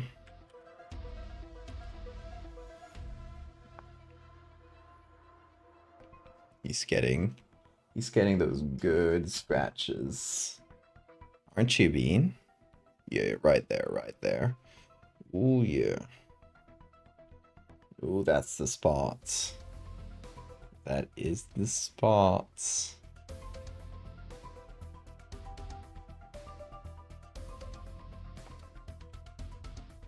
With the bright lights in the background. Just looks like an angelic being. Bathed in lights. Ooh, yeah. He's a being of light, aren't you? Look at the camera.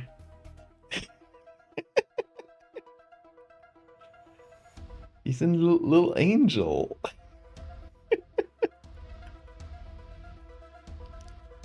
Someone take a screenshot of this before it goes.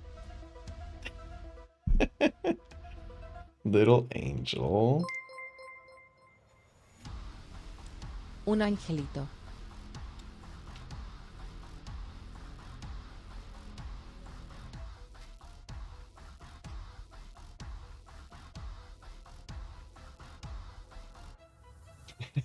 I love that Siegfried. Little jellyfish song.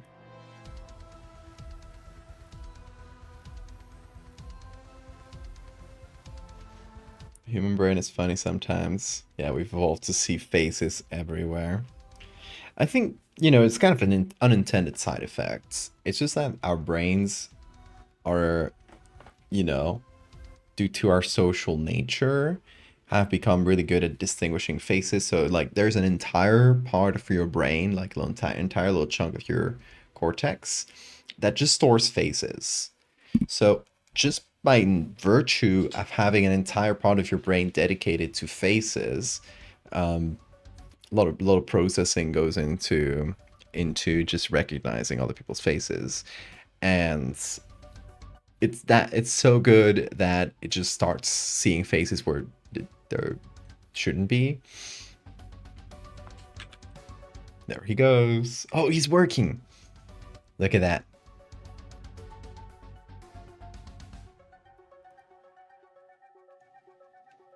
The one on my wall? Huh?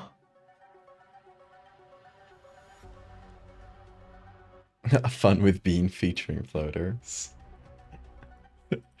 That's redundant. All of my streams are fun with Bean. Bean Cam is back. Yeah, it's back. There's two of them.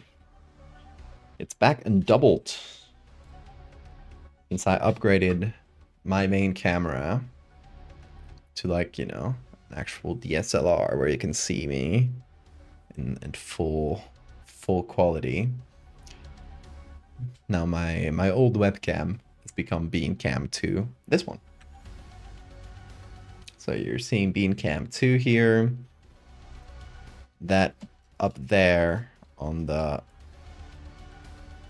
top there, that's Bean Cam 1. That is DSLR. Or it's not a DSLR, it's a mirrorless, but close enough. And that's Bean. So we get two Bean angles we can flip between.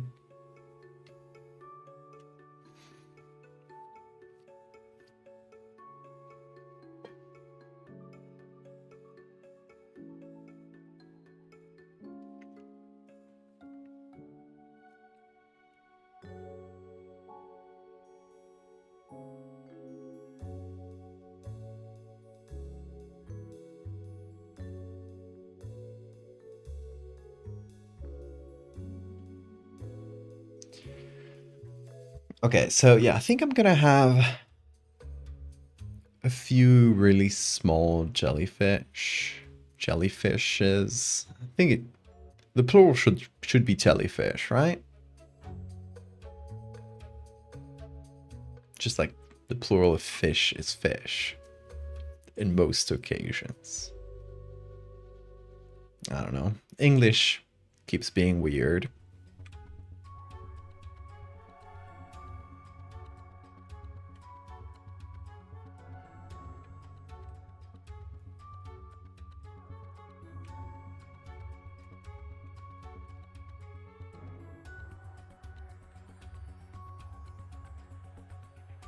So, whoop. Another little guy.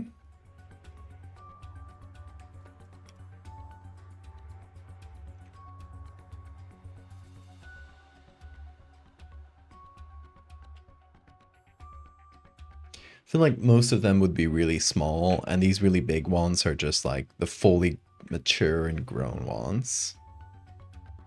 It probably just starts with one, but then it's just starts multiplying and multiplying.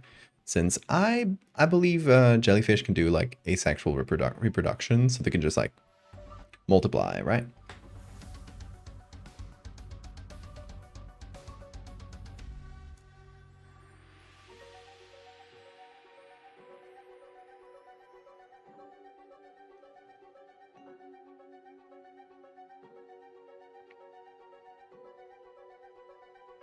We got, oh, a Lego set, Sunflower Bango kit. That sounds fun. It's meant to help our ancestors see predators in the wilds. I mean, not really, because it's more geared towards human faces. So it's probably more to do with our social, like, nature and social instincts that we do have to like store a lot of faces and recognize who is who quickly. So it makes sense that, we'd have an entire bit of our brain just dedicated to that.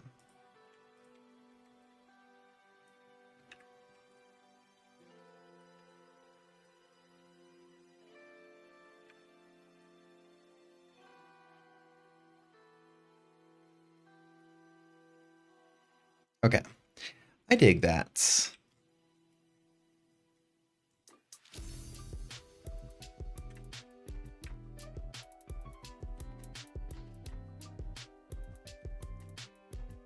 Yeah, because jellyfish turn into polyps, right? Like that's the other part of their life cycle.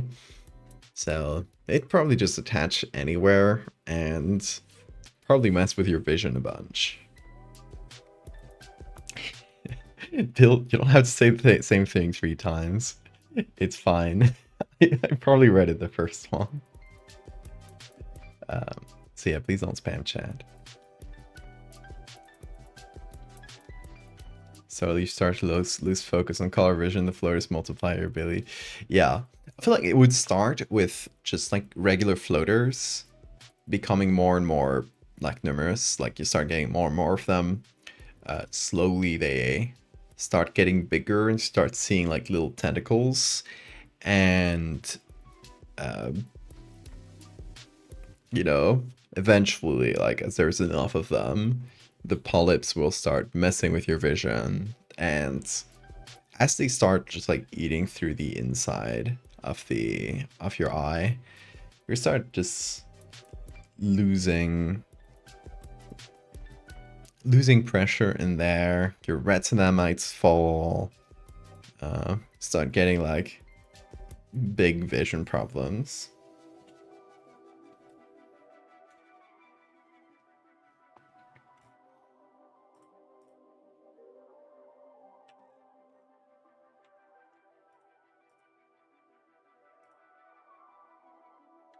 Okay, I wonder if I add a color layer to this.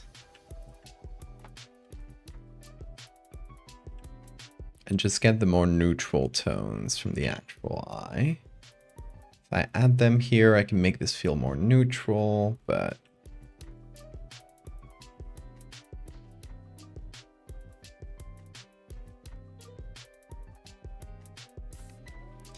it loses some of the fun, some of the etherealness.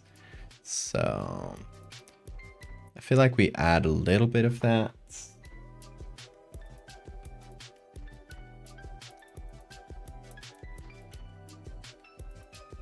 Just to neutralize these like really strong blues there. Get it to feel a little more realistic.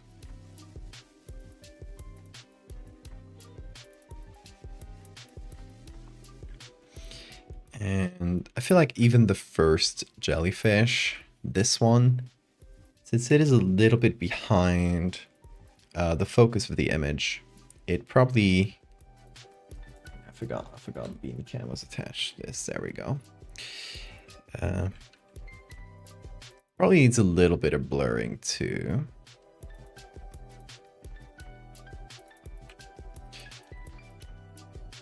The problem is we sort of lose all the little floaty bits, so we can re-add those manually.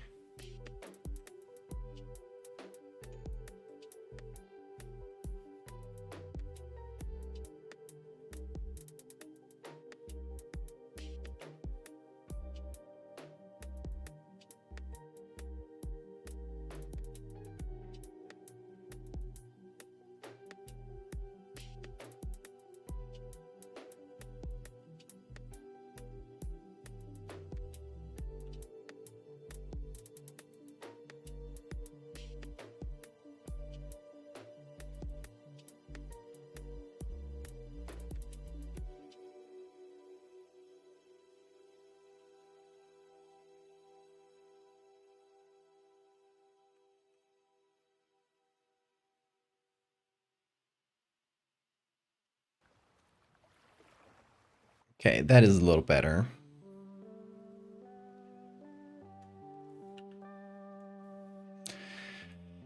Okay, I think we got this image pretty much. We need to sign it, and maybe we do the floaters image, since this one was like fairly manageable pretty quickly.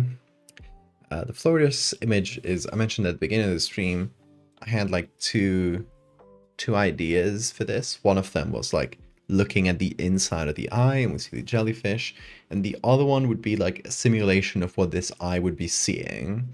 So just like a normal picture, and you see a lot of floaters in it, and then like the traces of these jellyfish.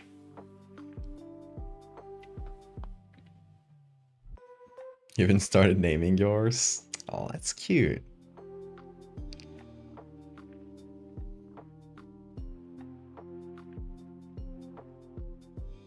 I've had shark soup. Oh yeah, I've had shark here too. It's like small sharks, so it's not like shark fin soup. It's not that sort of thing. It's pretty small sharks that live around the Canary Islands, and they... It's one of those things where like they'll fish them and then they'll like salt them to preserve them. So it'll be like a really tough bit of meat. So you need to like cook it really slowly to get it tender. And I like it. It's not something I'd have like really frequently, and it smells so weird when you cook it. You don't taste that smell when you eat it, but the cooking is very smelly. So I made it once, and then I said like I'll probably just eat it at restaurants from now because it tastes pretty good, but damn, the smell of cooking that, it just lingered on my kitchen for days.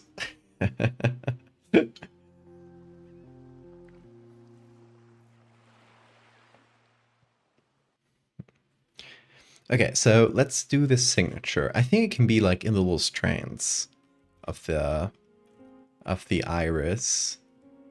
Like here we have a pretty nice spot. I could have a signature inside.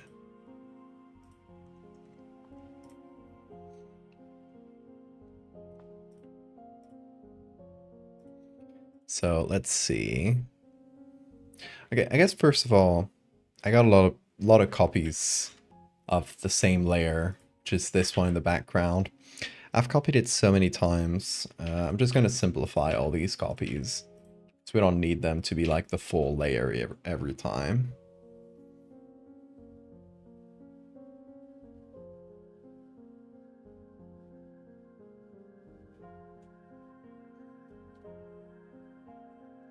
The lens from its eye bounced like a bouncy ball. I love that.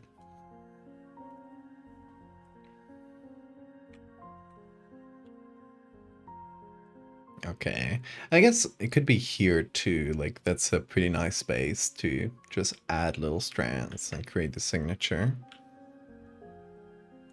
Yeah, maybe closer to the jellies. I've had another experience, folks, of people stealing and misappropriating my work. Somebody sent me this. Apparently got really viral on Threads, of all places, cursed websites. Somebody who has MD in their username posted the hand with the teeth, that x-ray, and you know, just like classic doctor influencer type shit where they'll just like go like, what do you think the diagnosis for this is? And it's a fake image, like but yeah, you're a doctor, you should probably be more responsible with that shit you're posting, dude. Absolutely irresponsible. I don't know if that person even is a doctor. There's a lot of people pretending to be doctors online, but yeah.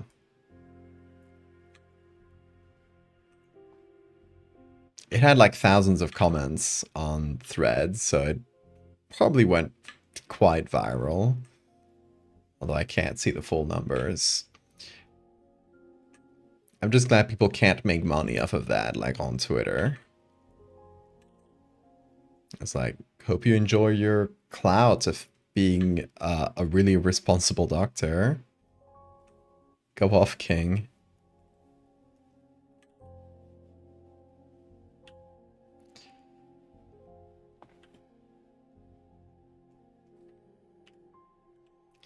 That's why I hate Facebook. Not only because it's meta and they also own... overhyped from misinformation. It is. Not only because Facebook, you know, meta owns Threads, but also because the reason that image kind of went out of hand and got so, you know, shared online in these ways is because of Facebook. Because some dumbass reposted it to Facebook without context, cropped out my signature, added some horrible filters to it, and said like, you know, like some dentist reposted it there. And it's been doing the rounds on Facebook for some time. So that's probably where that quote-unquote doctor took it.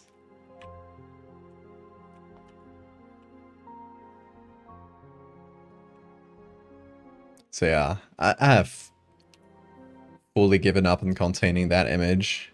It has escaped me. At least someone tagged me on it. So yeah, if you see any of my images floating online by people reposting them, first of all, let me know. Sometimes if it's like a pretty egregious case, I can send them a DMCA or something. Have the website take it down. Sometimes that works. Often it doesn't. But best thing you can do is just like comments saying like, hey, this is not real. This is work by valdés-hevia. You can tag me. You can link my stuff if the platform allows that. Otherwise, just let people know.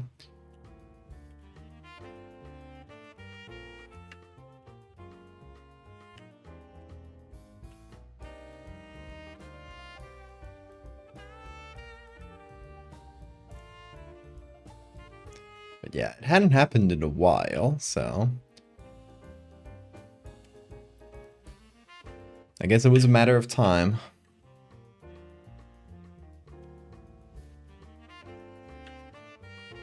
Bean is sleeping so peacefully. Yeah, after going crazy a bit, he has to like recoup that energy.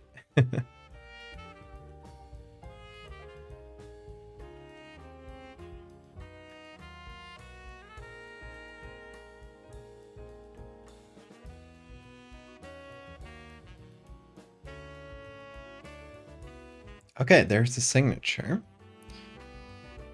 And now we group it all together. We do my classic blur, sharpen, all that jazz.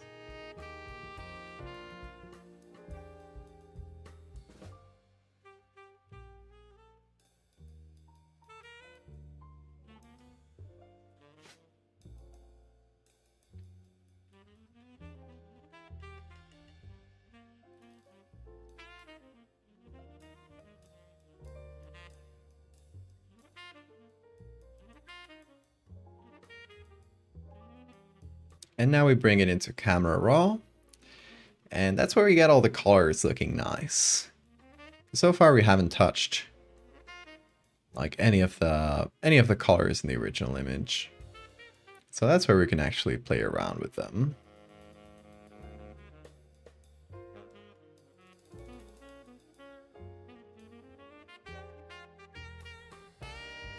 And yeah, we can make the inside of the eye like really dark to sort of make the jellyfish pop out more.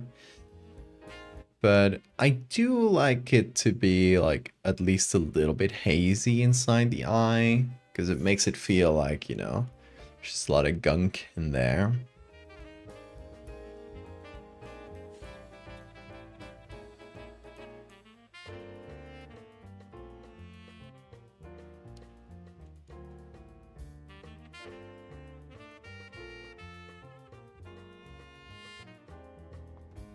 And then I think I want to add some blues and maybe purples.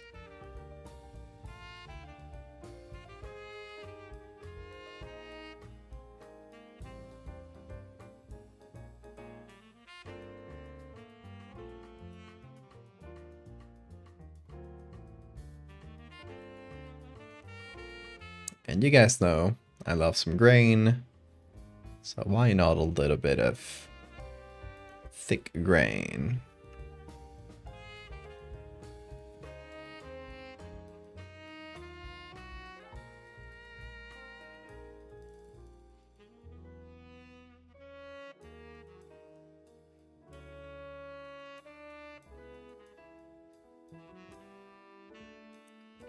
And then we can add some more color. And let me get rid of bean hair all over my screen. There we go.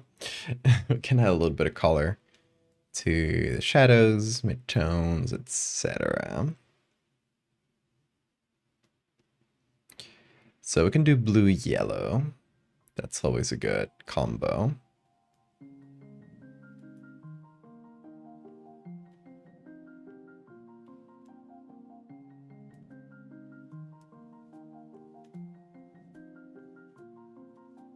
That'll be before and after. The face on that big one. I love that everyone's seeing the face now. It just happens to look like a face, exactly. Just kind of evil like that. Thank you, Bill.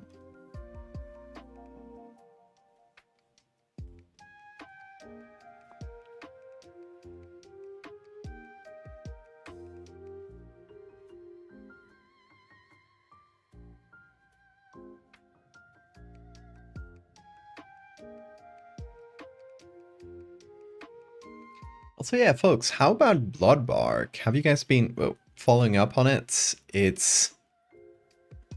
stayed on the top games of itch, and I've seen like really big YouTubers covering it. So it's been really cool. Getting to a lot of people. If you haven't played it yet, play it.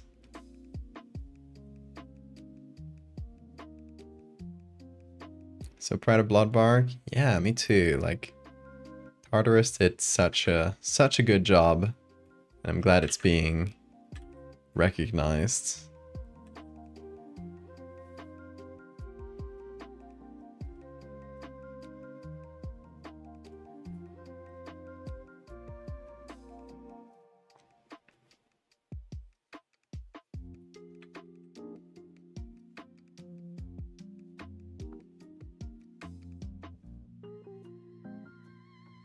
My light's reacting as I zoom in and out, yeah.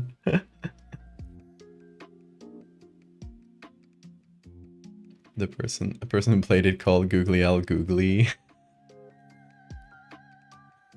Fair mistake to make.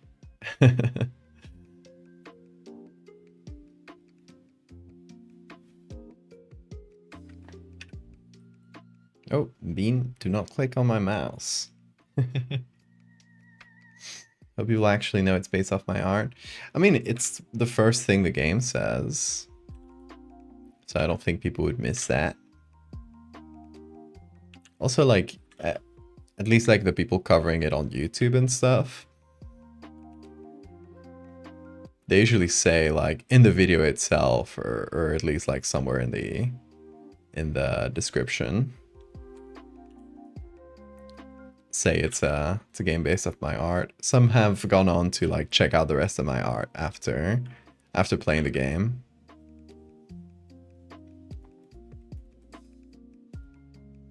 So yeah, it's really cool to see. I can't believe Dante Alighieri was inspired by Bloodbark. Oh yeah, there was some guy like spamming the itch page, saying that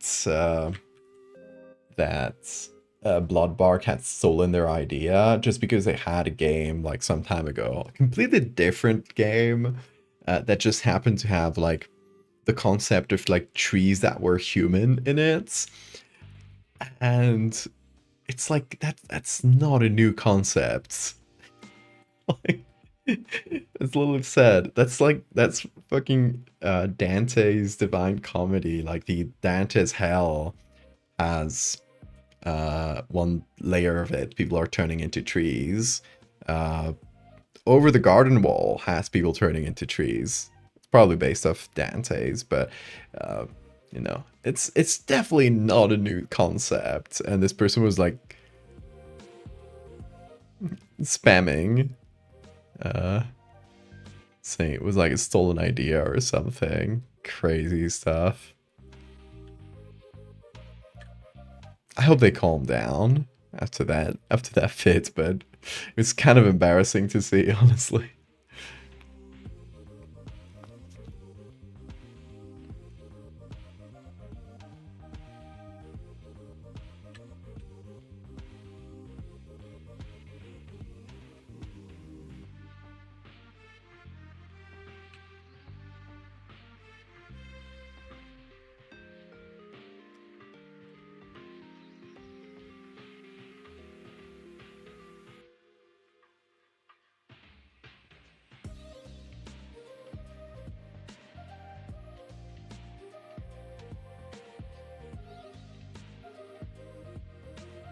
I think we need to blur the main one here just a little more.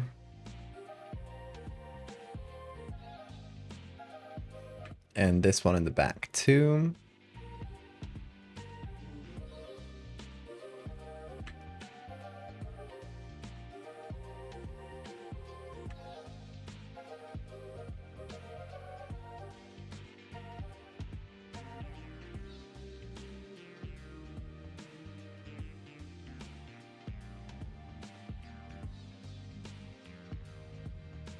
Is there like a little bit of a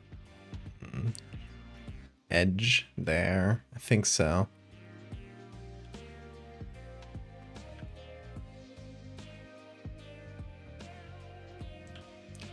Yeah, okay. I like what we got better. We need to fix up this edge. Okay, and it's in the background.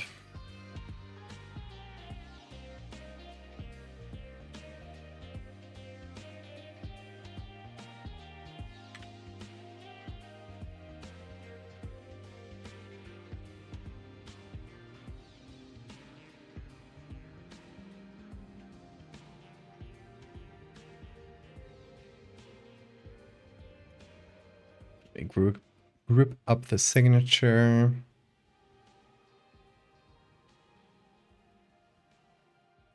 Figure out, okay, that's this layer. There we go. Fix that. Then go to box jelly 2, no, box jelly 3.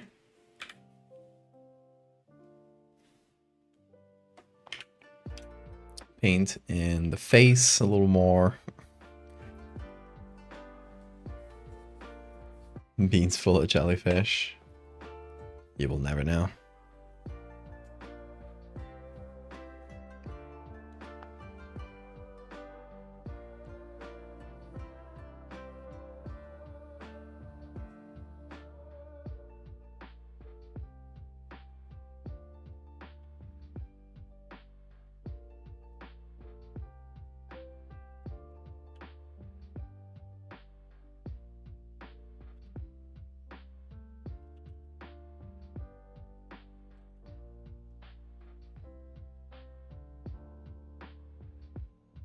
Okay. Now we put it all together once again.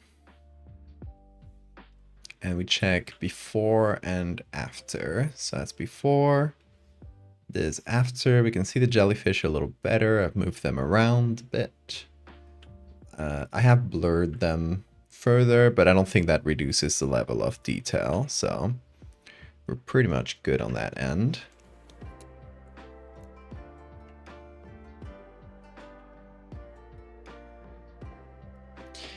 Yeah, and I think, you know, this one's slightly too blue there, but I'll keep that for the etherealness of it. I think it looks pretty nice. Oh wait, your stream froze? Let me check on my end.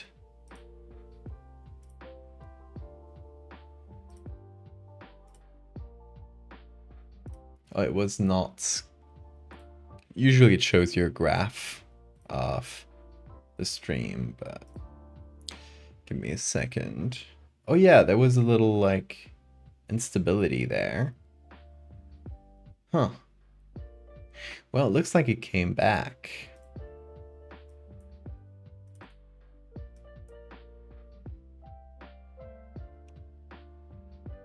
Yeah, that was probably my internet. That froze for a little bit. Oh, it didn't like fully freeze, because otherwise the stream would go down. But just like the speed went down for a few seconds. I don't know. It's been happening like from time to time. It just doesn't happen often enough that I know what to tell my ISP.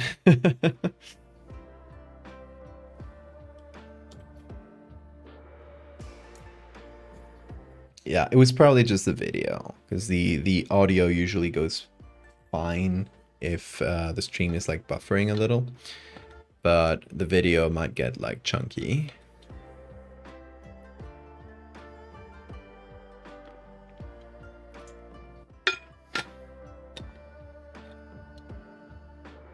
Okay, so I would call this pretty much done.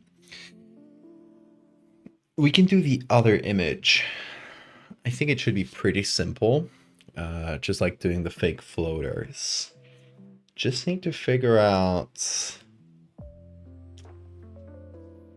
how, like exactly, what exactly that'll look like. So I've seen like simulations of what floaters look like online. And it's usually like a little jank. Like, okay, these, right? Like these are the best ones. Like, okay, these kind of look like real floaters. These don't. These are jank. These are just painted on MS Paints. These are too dark. I would say they're not really dark. They're more like translucent. But usually these sort of simulations, they will be, oh, these ones are pretty good. They will be on like blue skies like that.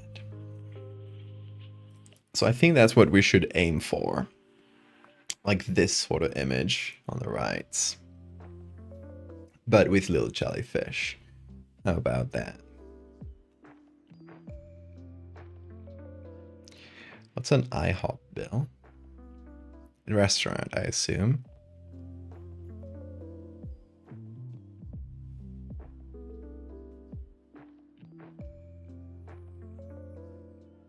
Do you know any way you could revise it or revive it anyway?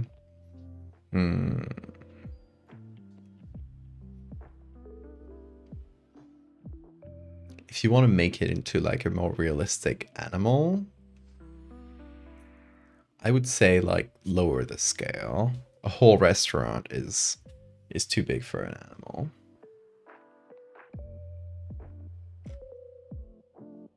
Hey Tartarus, we're just speaking about Bloodbark. And I'm crazy, but I think I've seen these. You haven't seen floaters? Like it's something where if you look at a point for some time, they'll just like drift through your vision. They are like very small proteins, like little clumps of proteins inside your eye. They look like actual bits of skin to me. True bits of skin. That I can say pretty well, even when I'm noticing them. I used to just intentionally shift my eyes quickly as a kid to watch shapes dance, and then an optometrist explained what I was seeing all those years lol.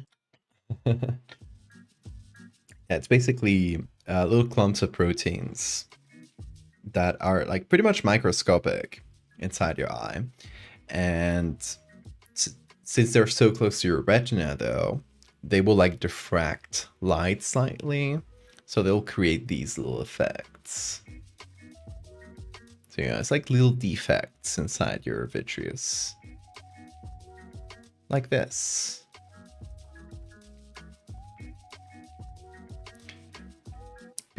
Some people can get like, some diseases come with a lot of floaters, which can be like bigger so they can obstruct your vision more, like, you know, maybe they'll look like this, but the typical floaters look like that. So that's what we should try to replicate, I think. It also fits the color scheme of this. We got blue and yellow, so we can definitely do a blue sky. It'll look nice next to it. That said, I should have probably done a vertical image if I wanted to do two. This one could be vertical, but not really, right?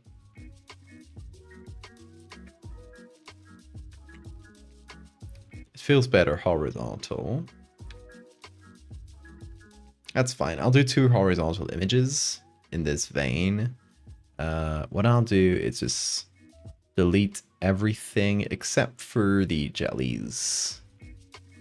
So I'll just delete the background and save this as a new thing. I'll call this iJellyfish2. I'll still open the original next to it. So we have them both. So that's... Oh wait, I hadn't saved. Before I save this as number 2, I'm gonna undo that, and I'm gonna save that as number 1. Oh, it is open here. Hold on. We don't want to lose a ton of work in very silly ways. Okay. Now we have iJellyfish1, which has everything and the background, and now iJellyfish2, which does not have the background layers, it just has the jellies.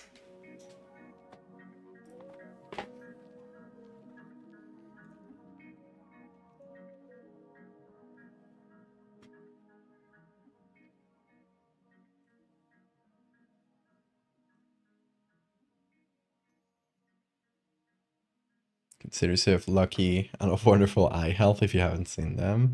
Yeah, I thought everyone could see some floaters at least.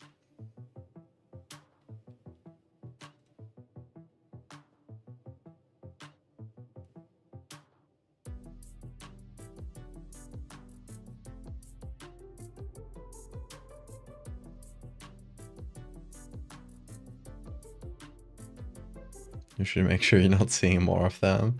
Yeah, if you suddenly get a lot more floaters, that can be a sign of disease. Like eye jellyfish. No, but really, also real disease.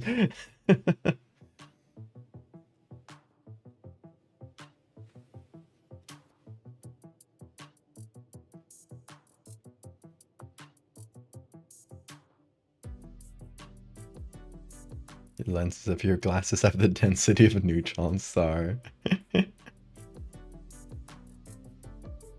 Have a good sleep, Sirius. Thank you so much for popping in and chatting. Glad you could catch a stream. Yeah. Okay, I'm gonna do a real quick bathroom break, and then we'll do the second image. We'll try to replicate the floaters. We'll see if that works. It's kind of experimental, so we'll see if it works. If it doesn't, we still got a good image, so fine with that. Yeah, I'll be back in just 2 or 3 minutes.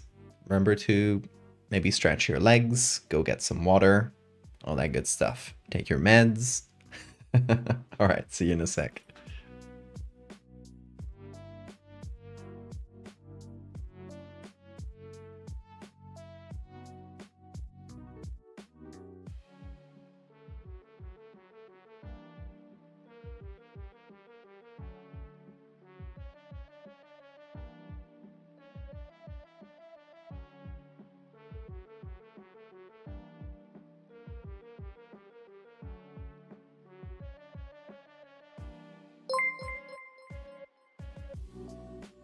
When the man is gone, give us your instructions.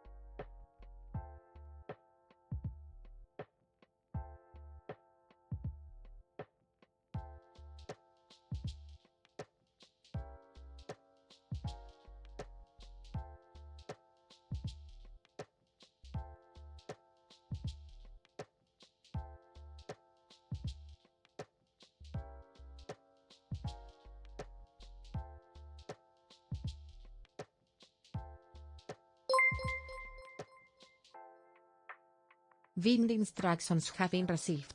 The plan will continue as promised.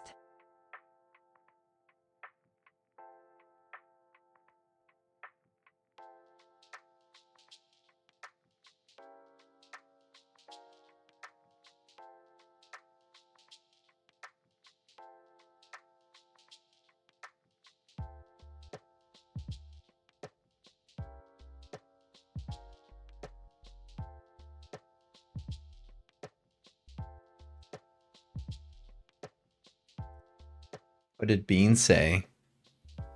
Don't let Bean don't believe Bean's lies, okay?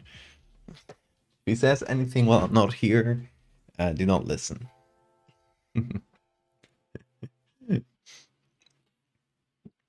Anyway, where were we?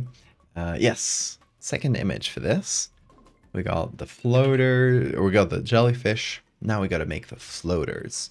So we're staying on the same size. I'm gonna look for blue sky. And we're just gonna find a fairly neutral image with some little clouds.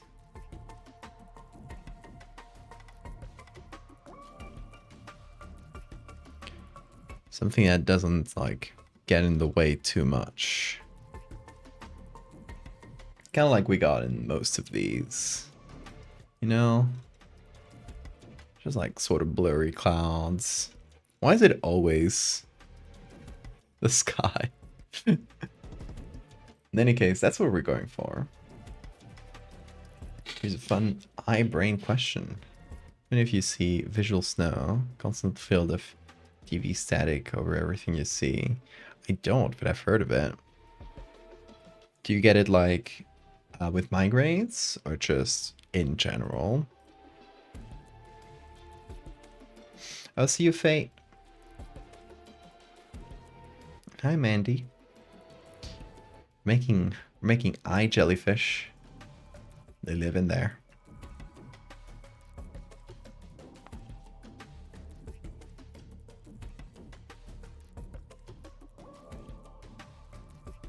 Oh yeah, absolutely, Bill. I only update the fan art stuff every so often, once I got a few new ones. So yeah, it'll be included there. Might not be immediately though. Okay, this one's pretty good. Fairly unobtrusive. That's the word. I'll leave this bit of ceiling. It gives just a touch of context.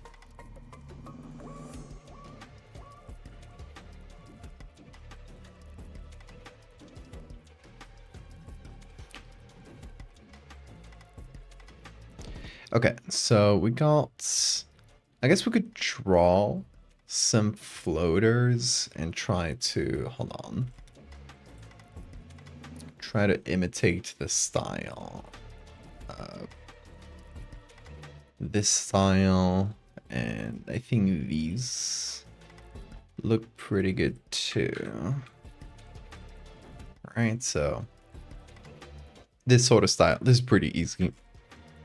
That's just a bevel. This one is a little more complex, but it feels more accurate to what floaters actually feel like. Oh, these ones are good. Hold on. Just getting these off of Google. Obviously, we can't just straight up use these, but what we can do is replicate that. So that was pretty good as well. Oh, didn't it not get the full image?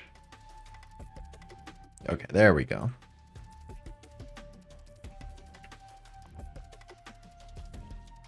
So I feel like these two are the most correct ones. At least to my experience of floaters.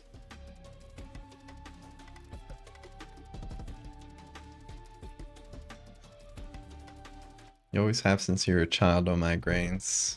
The level noise. Interesting. Yeah, I guess it's just, I guess it would be like visual tinnitus.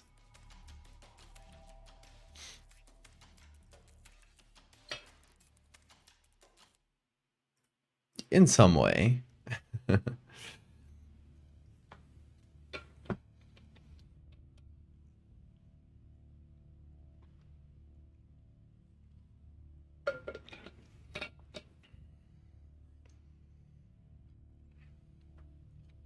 Far less annoying. Fair enough.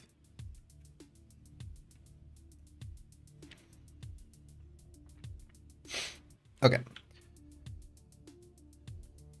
So first of all, we're going to take a little brush and we're going to paint some floaty shapes, right? Just a couple like this.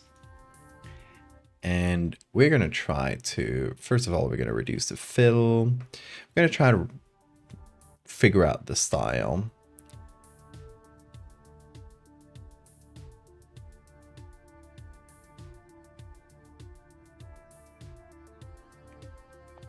So a little bit of drop shadow.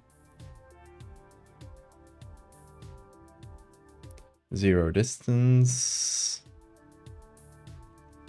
Now maybe some inner glow that goes from the edge. That is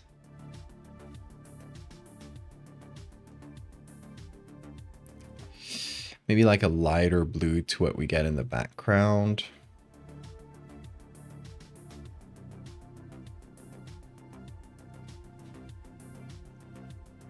And then we change the size until it is only at the very edge.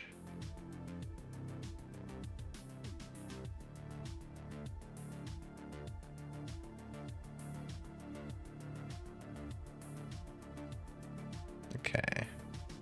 Change the spread here.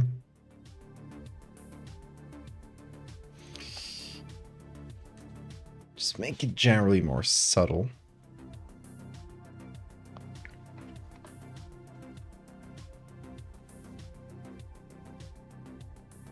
If you already talked about Bloodbark, I want to bring it up again. No, of course, please do.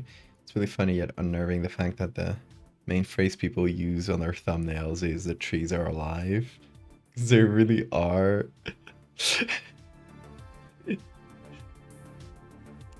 Yeah.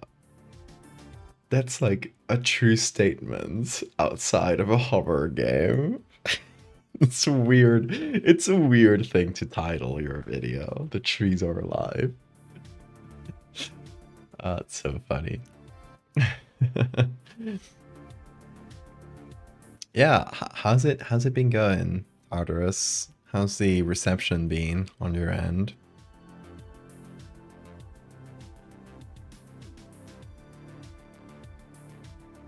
We talked about that one guy who went kind of apeshit about like claiming you had copied their game because both of them use the concept of living trees, and it's, I don't know. I guess we're all copying Dante's Hell because he did it before any of us were alive.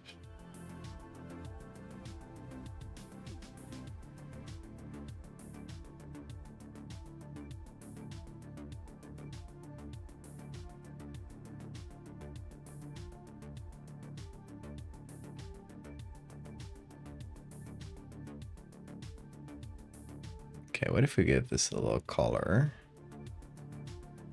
Does that work? No. I guess it does, it's just kind of subtle.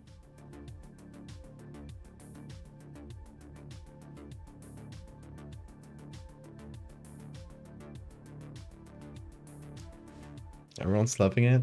Glad to hear.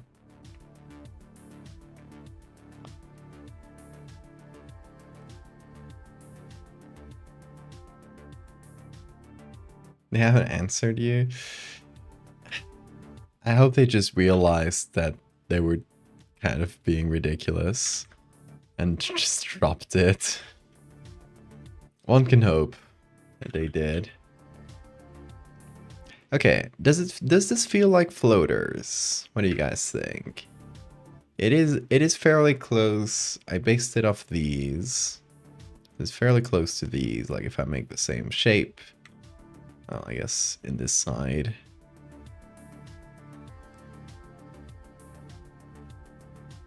I kind of, if the shape is big, it gets a little weird.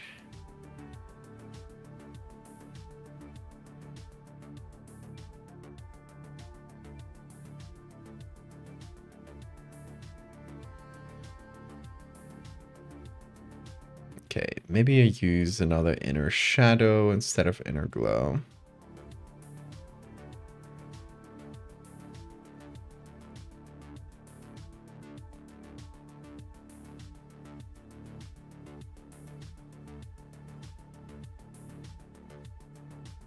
Ooh.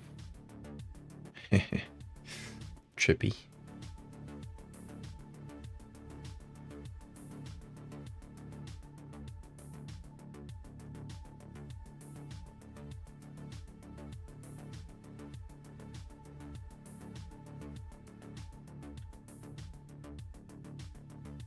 Okay, that's a little better.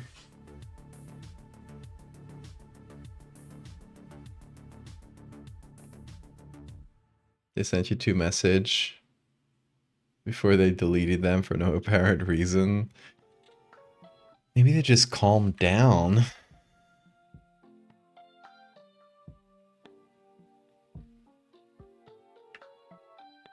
this for bestiary? Yep. These are the beasts.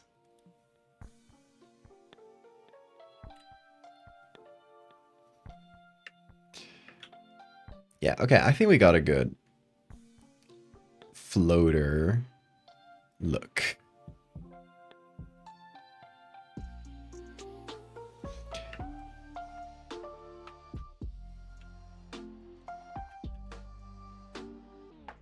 I mean, it doesn't matter like a ton because it's gonna be, this is not gonna be a real picture of floaters because you can't do that. Believe it or not, that's impossible. Because floaters are inside the eye. Unless you get a camera inside the eye. Not really possible.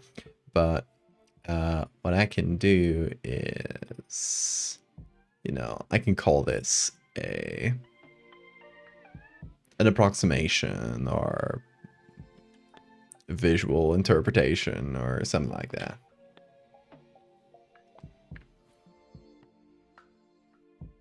Some of them can go like over here.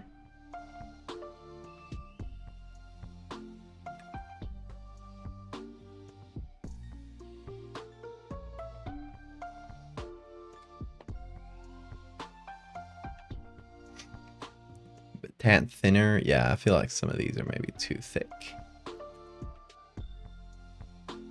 They tend to look either just like dots or squiggly. I feel like, at least in my eyes.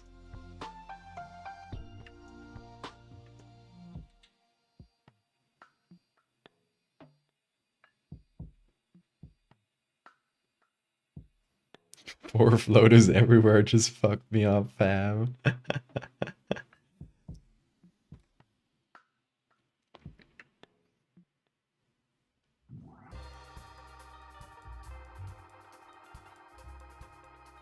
Like hairs. Damn, this is a pretty, sounds pretty long then. I'll have one come off the side here. Okay, I don't want to overdo it. And I want to have the jellyfish in the center. So, let's use that as a base. We got the googly eyes. But those are for the other image. Get out of here. These googlies are only for you.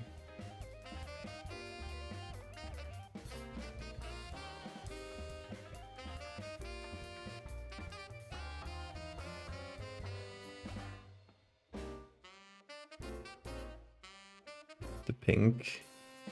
Fire space nervous system. That's not, no, that's not a CP. That's that, if we're talking about the same one, that would be a commission. That would be maybe in the personal commissions tab, and it is for Ocean Man. So that's one of his characters. Done a bunch of commissions for Ocean Man. That's the person I've done the most commissions for in terms of like personal commissions. So if you're talking about this one, yeah, it's that's an original character by Ocean Man.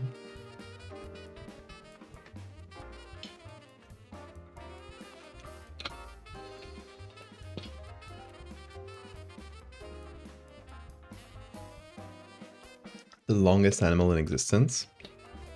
Linnaeus longinus. What is it? Is it siphonophore?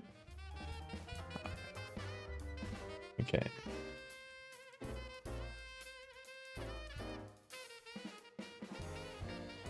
Bootlace worm.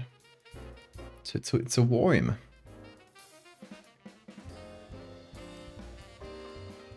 Oh wait, that's Linnaeus longissimus. Even longer. Very long.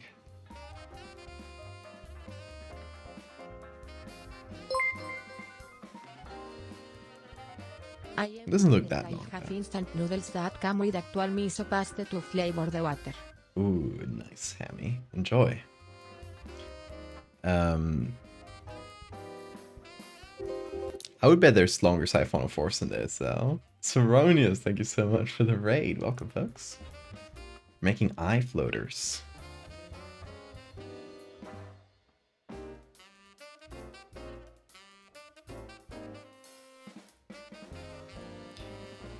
Okay, so back to this. Let's remove the collar. Let's remove the mask. And we can get the jellies back here. Obviously, these are not like optimized for this. They were optimized for the eye. So we can sort of start with the ones in the back. Like you. And I'm gonna see if I can figure out a way to turn these into these. So the idea is to make these into normal layers, then do a blend if current layer is black, and we do this, and then we adjust the levels until like pretty much only the jellyfish is here. And by using a blend if,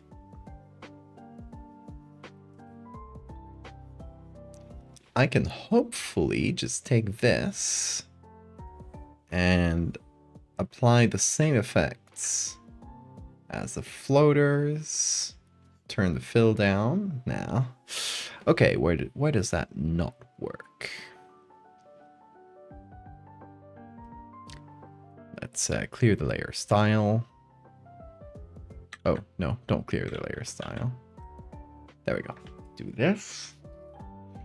And maybe if I turn it into a smart object, do these effects, turn the fill down. We got it. Floater jelly. Kinda. It's getting there. It's definitely getting there. So we blur it a bunch. Make it a lot bigger. What? Okay. Thanks, Photoshop.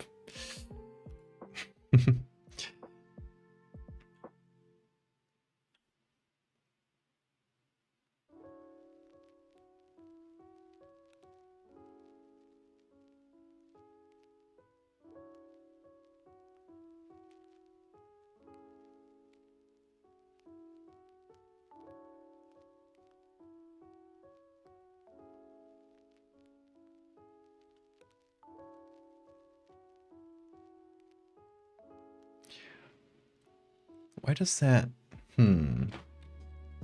Yeah, it's definitely some weird interaction with the drop shadow.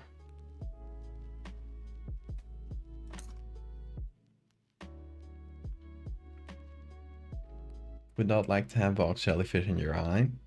Whoops, too late. Check your floaters. Oh, see you, Tartarus. Sleep well.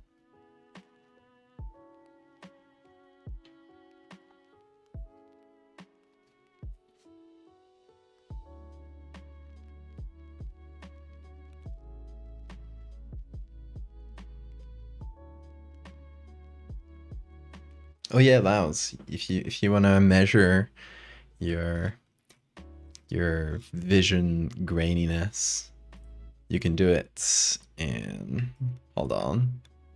If we take let's just take this image, right? Let's take this image of the sky.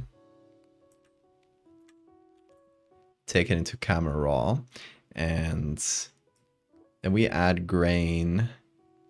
What's the level? There's 100. Wait, let me zoom in here.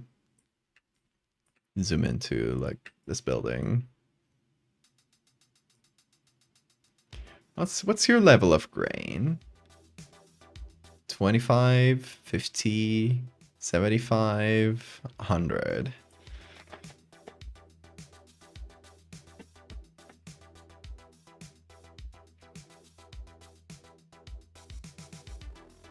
The only way to promote artwork and spread it? Honestly, I could tell you how I did it, but it was at a very different time in social media, so it would be a lie. Like, if you ever hear, I don't know, social media people who got like big, who got an audience, tell you how they did it and how you should do it, don't listen to them. Don't listen to them because they're just telling you how they did it, and that was probably years ago, and social media keeps changing, especially these last few years. The algorithms keep changing, so you'd probably need an entirely new formula. Sounds like a cop-out, but it's actually true.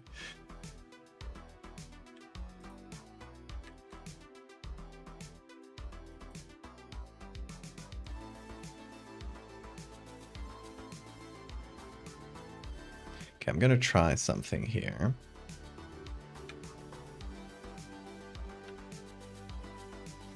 Gonna copy this jelly a few times until it's like really dark.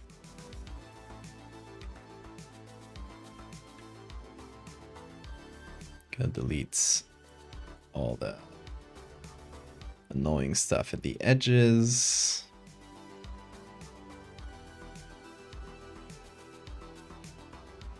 And now let's see if this looks better as a floater. Okay. It's definitely an improvement, at least in on the outside bits. But we've lost all the detail on the inside bits. So maybe it's a combination. Maybe that's what we need.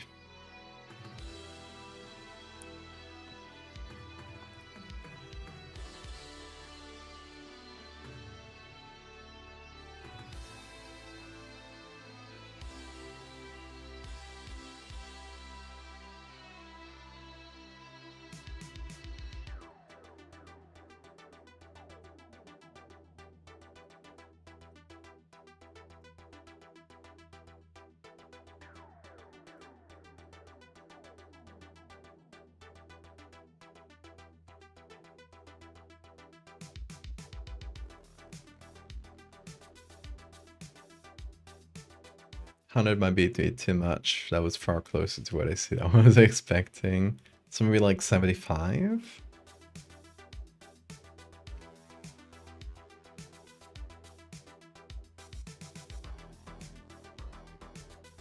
You think I should keep posting stuff? Hope people stumble upon it. If you just like making weird stuff, make it for the sake of it. That's the most important thing.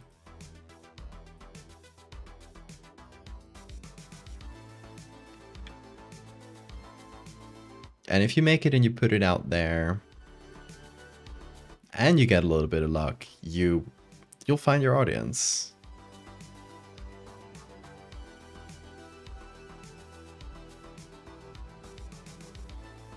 I got really lucky.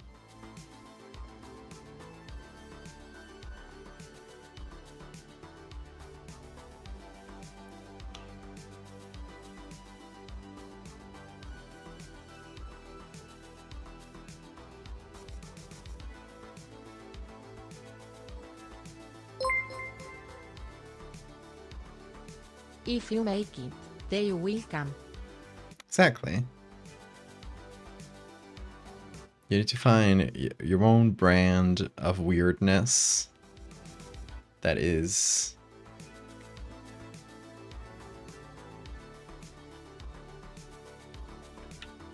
so yours that nobody could imitate it, and then people who like it will come.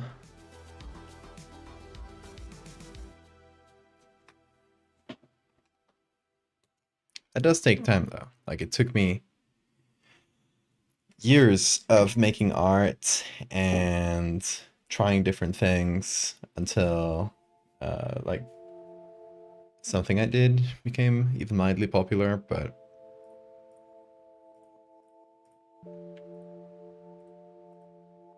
the important thing is that you don't do it like for the clouds, because then you'll get burnt out. You gotta do it for yourself, always first and foremost. I think that's the most important. Okay. I think we nearly got this.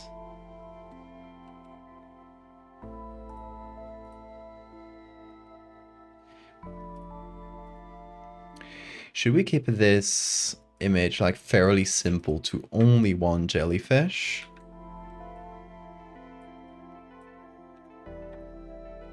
Or should we have other smaller ones? It's like, okay, this one is like this one in the background here, which was a blurrier one.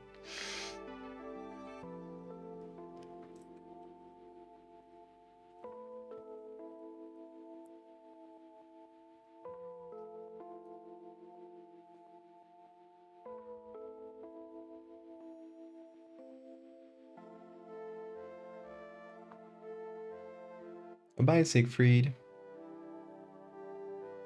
Mostly post stuff on Blue Sky. Yeah, honestly, Blue Sky is pretty chill. I like that. I recommend Tumblr too.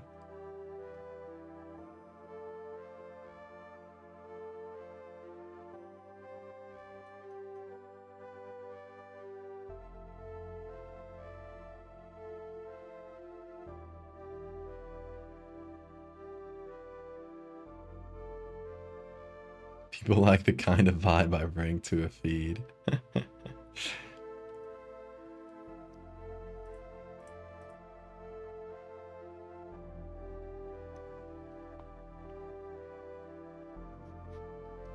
Okay, let's try a similar but smaller one. Like this little guy. Hey, what you up to? What you up to, little man? Let's put this on normal, and we'll do the same thing we did before.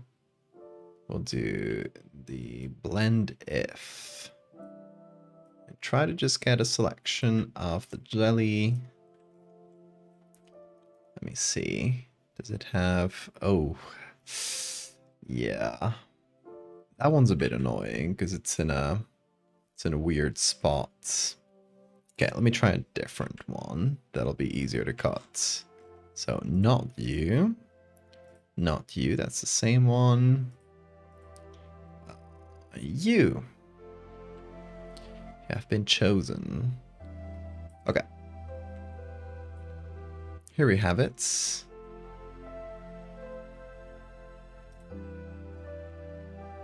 Now we put this on normal mode. I do this, get a harder selection, then do blend if. Ooh, that might be a little tough, but we'll try.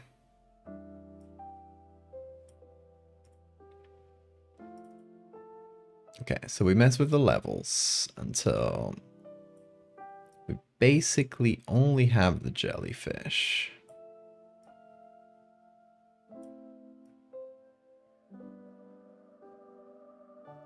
Kind of lose a little bit of the tentacles there, but might be able to fix it with a little bit of soft lights and some hope.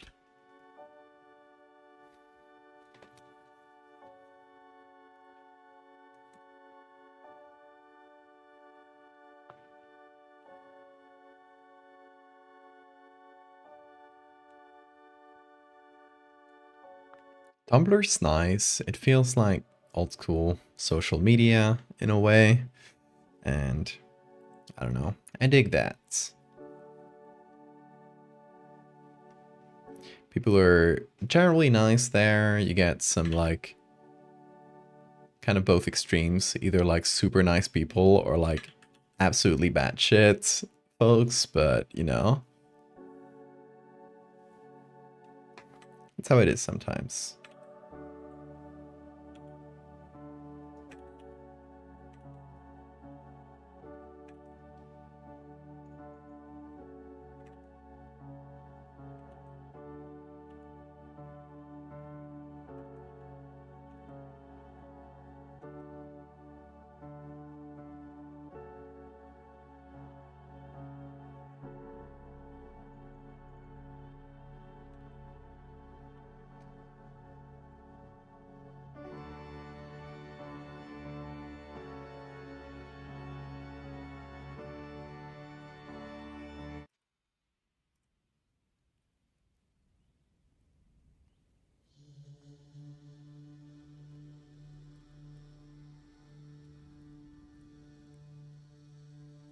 Finding social media is just really bad for me in general. Mostly stick to Discord. You know what? That's fair too.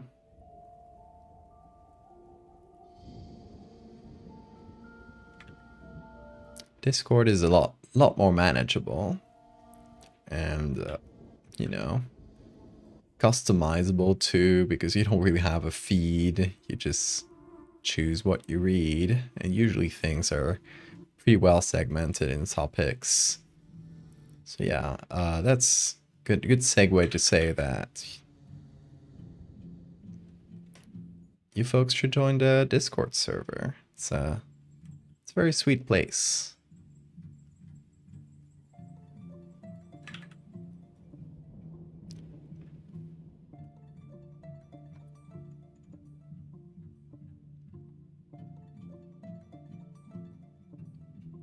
And also, if you just like my streams, that is where I post stream updates. So you'll know my streams of the week in advance. You'll also know if I'm like late to stream, like today. I was late because I was in a call and I couldn't get out, but I made it. That's what matters. But if I am gonna be late in any way like that, I'll update people. I'll say like, hey, gonna be a bit late today.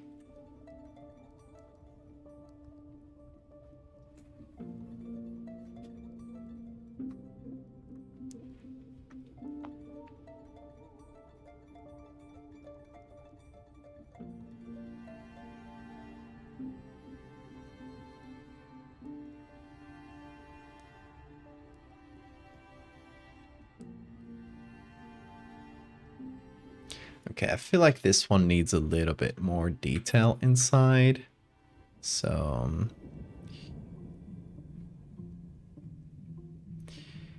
maybe I add it on. Hold on. Screen or color dodge.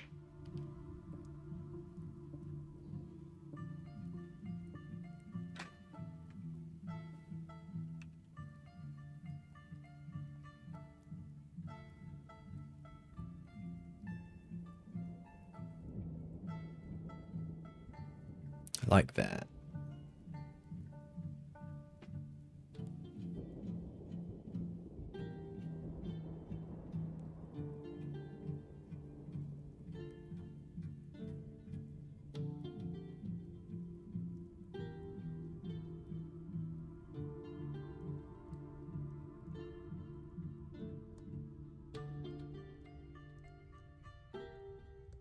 Okay, we got a second jelly. I feel like this one should be smaller.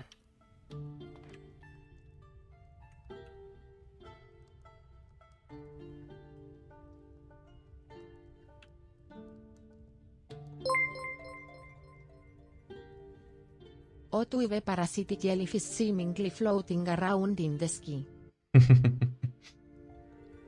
Honestly, that would be kind of nice to see. If you get parasitic jellyfish, at least you can just look up at the sky and just see them hanging out. See them floating around in there. Like, oh. Look at them go.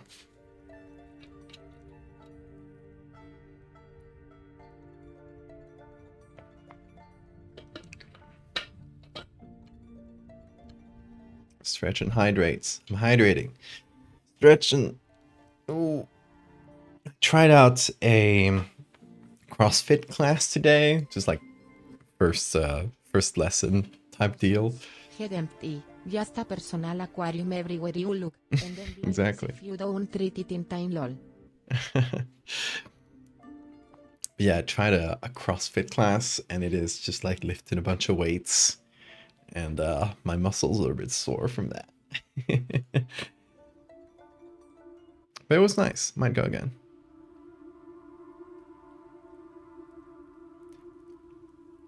I definitely need an excuse to get a little healthier, since my work involves not moving a lot.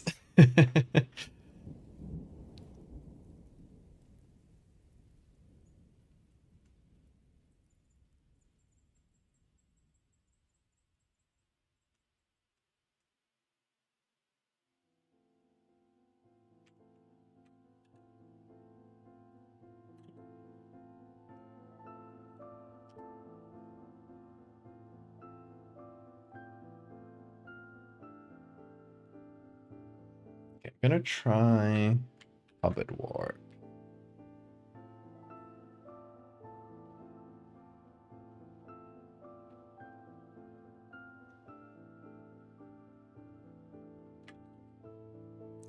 No, not Puppet Warp. Regular Warp? Yeah. It's better.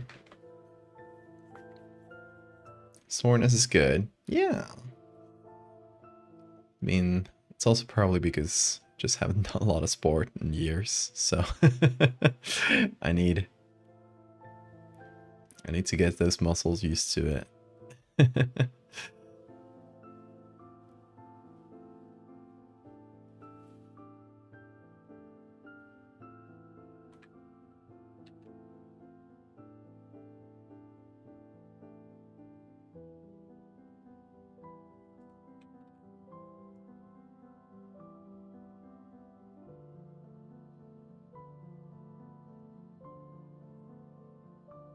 Okay, so I'm just changing the orientation of this a little bit, so it just doesn't feel like the same jelly again, because it's a decently hard effect to do. So if I can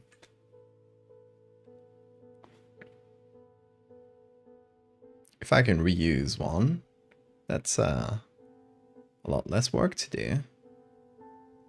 You know, if you know me, you know I'm lazy.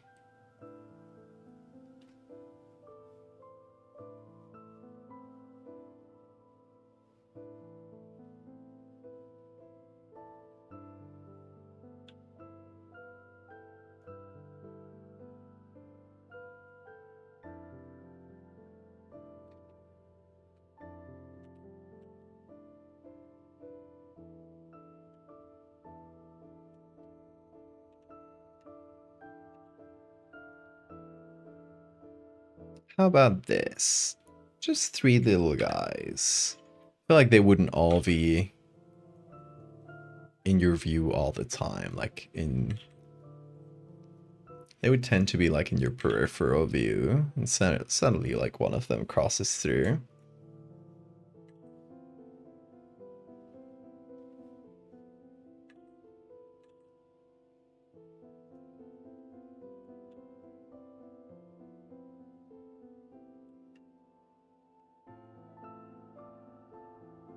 Okay, let's get... What's the original layer with all the squigglies? This one. Gonna make the edges of that a little blurrier, just to match the jellies a bit better.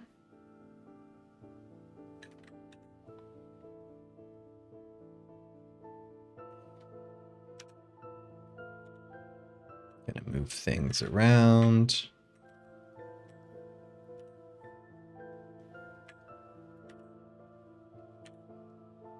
Gonna paint some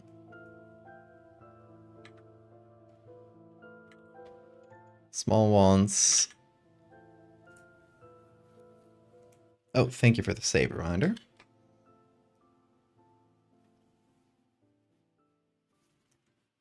Hate when you hallucinate bugs in your peripheral visions. Does that happen to you? That sounds scary.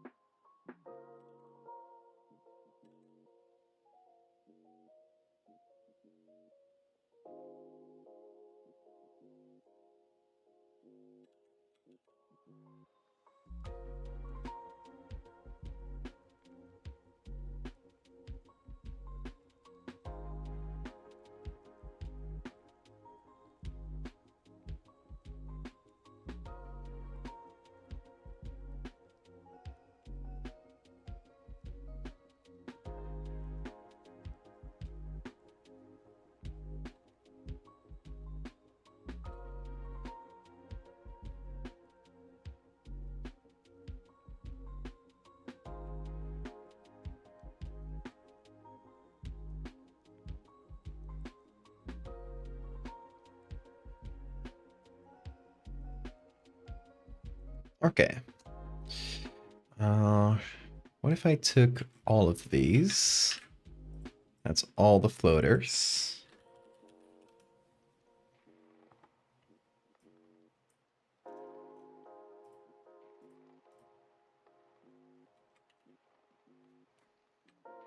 What if I combine them into a single layer? Would that work? No. Definitely wouldn't. Unless I just want to make them like really bright like this. But I could definitely just like add it on top. And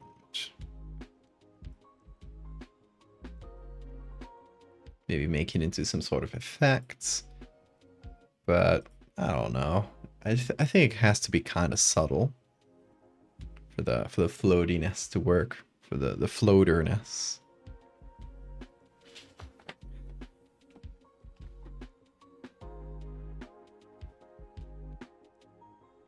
They don't have any features like bugs. It's more like small black oblong spots that move like bugs. Interesting. I don't think I've ever had that. I'm like very sleep deprived. I'm like trying to fall asleep in my bed. Sometimes my brain will try to scare me by just hallucinating like strange faces. that looked really scary. I'm like, you're not scaring me, brain. I live and breathe horror. These are funny to me, and then I'll fall asleep. How much are commissions? Currently not open, but I can't tell you yet because I think I'm gonna change up my prices for next time I do them. So we'll see. I think I'm gonna change up not only my prices but the way I do them. Where I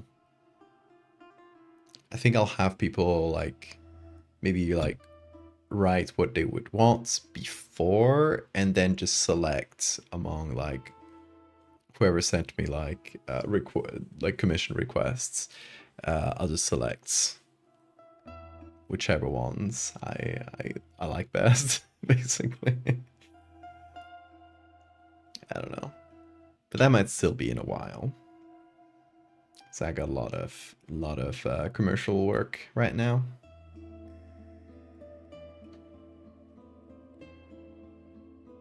So you get occasional sleep paralysis. You don't see anything spooky. Can't move or open your eyes, which is worse. I've had it a couple times. One of them, like I could open my eyes both times, but one of them I saw cute little like spectral bugs that would start crawling over me, and I was just like, I wasn't scared of them at all. I was just like, whoa, it's kind of like ghostly little bugs. There was this little centipede looking one, or maybe more like a millipede. But it was, I'm just gonna kind of draw it off memory, but it was all black and it was kind of long like this. And instead of having like regular legs, it just had like wisps of smoke that it would walk on. Just had a bunch of these. So yeah, there's a few cool bugs that walked over me and then off. And I was just kind of like, whoa, look at that. Look at him go. That's what it looked like.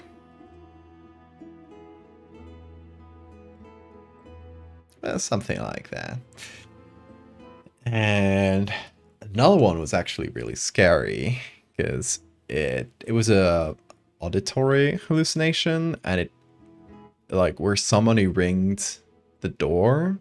It was at my parents, right? And they have like a gate outside which has like a specific ring, and then a door inside which has a different ring, right? So, people will call up on the gate outside if it's closed, and you'll hear that. You open the gate, then they'll call on the actual front door. So I'm like half dreaming, and I was expecting a package or something. So it's kind of like my brain was like ever so slightly awake to listen for the doorbell, and I wake up hearing the bell, like the bell for the gate outside, right? But I got sleep paralysis. I'm like, my brain, I justify it. I said like, oh, I'm just too sleepy. Fuck the package. I'm just gonna stay asleep, right? But I realize I can't move, and the bell keeps ringing very insistently, and it starts getting a little weird. Then it stops, and a few seconds later, it's the inside door that starts ringing, and it's like a ding dong, and it just keeps going ding dong, ding dong, ding dong, ding dong. Like, obviously, this person, I'm thinking, oh, this person climbed over the gates and got up to the front door. I get really scared. And then I start hearing like banging on the windows. Like this person is like climbing on the windows. It was really scary. And and I just kind of stayed there motionless until it stopped. And you know, I slowly like woke up and realized it was sleep paralysis. That was really scary. I actually thought like in my brain, in my dream brain, I thought I was like somebody was getting into my home to attack me or something. Because it was like you're just like banging. Oh no, it was at first it was banging on the door. Then at first it was like ding dong ding dong. Then it started banging on the door, and then it sounded like windows. Scary as fuck, I tell you. So that was my other the actually like scary sleep paralysis experience.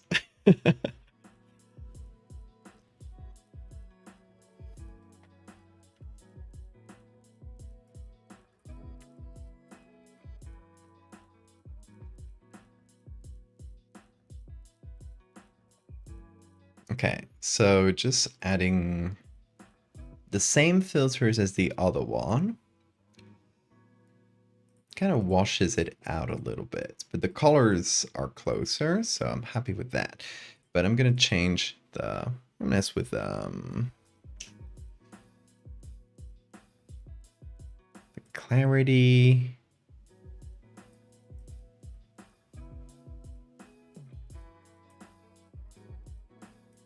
Yeah, just add a bit more clarity.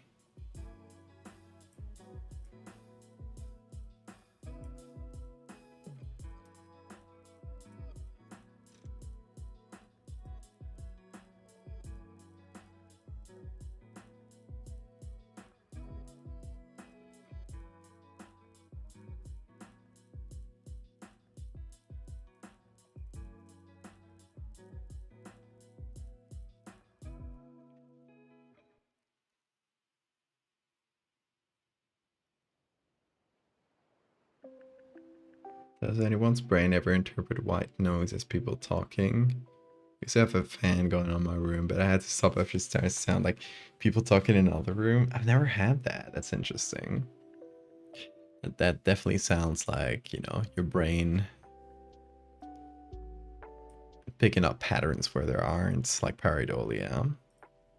Although, there was a case like this where somebody was like, they felt like we were going crazy because they kept hearing noises. They kept hearing people talking in their kitchen. It turns out that their oven, I forget it was if it was their oven or their microwave, was like some cables were like accidentally picking up a radio signal and like transmitting it as sound, like it's a very faint, grainy sound. The oven had people in it. No, it actually like some weird like the cables just lined up right and made like an accidental radio in their oven, which is really funny. So they were hearing the radio and it happened to be tuned to some frequency instead of white noise. I forget where I read this, but and it's possibly apocryphal, but I like the story a lot. It's like, oh, I'm going crazy. Oh no, it's just accidental radio. As opposed to people living in their walls.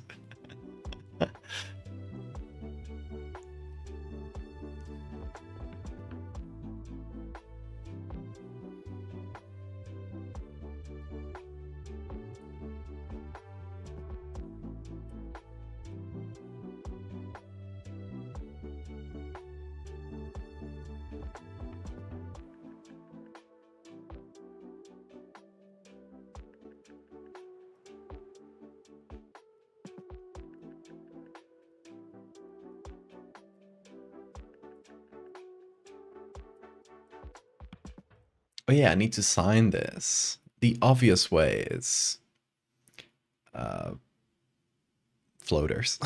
Okay,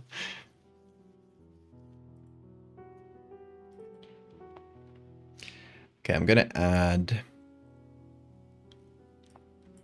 a circular vignette to this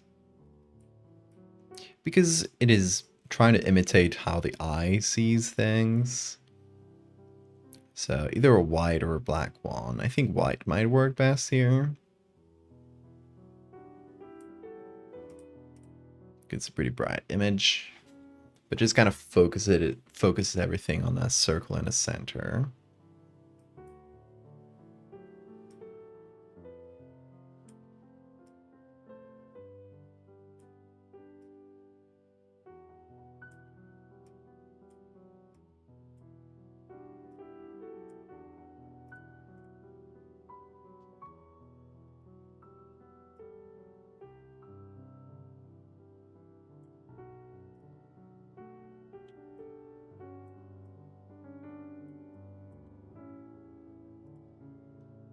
Okay, so more little things.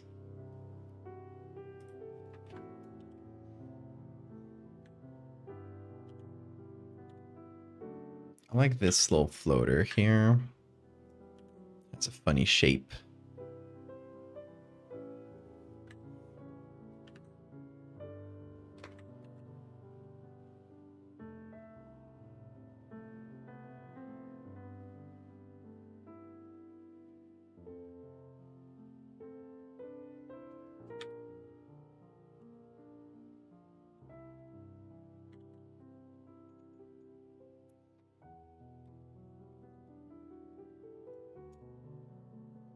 What do you call it? Oven? What? Often the cold food out hot eat. I hate it. It's so hard to read.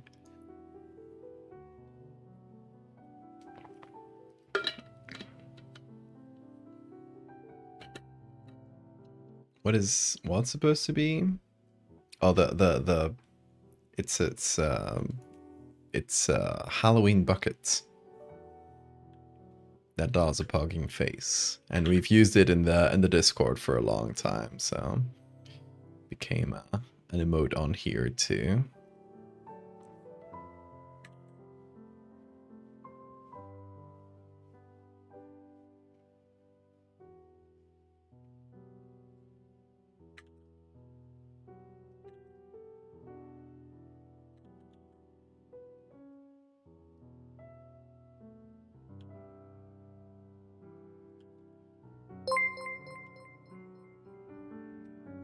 Make one the crawler.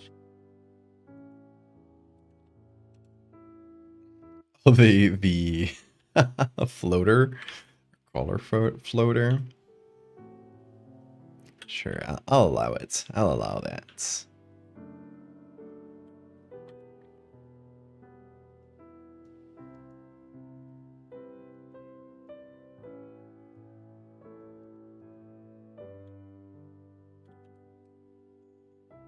It's a very simple crawler.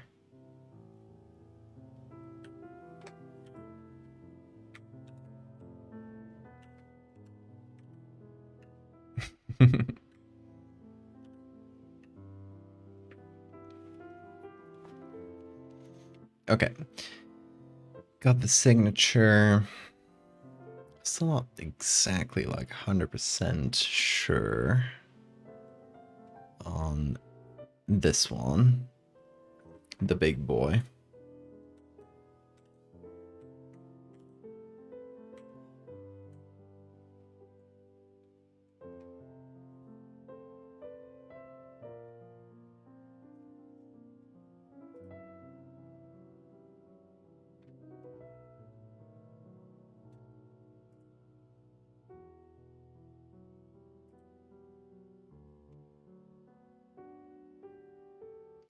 So is the music just really low on my end, or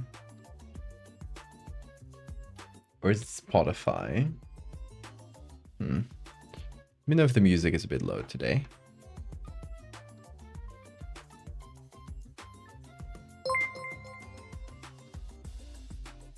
I need to get some sleep. I look forward to strowing my heart such some Lueski. Sleep well, whatever you are. Sleep well, Hammy. Thank you so much for hanging out.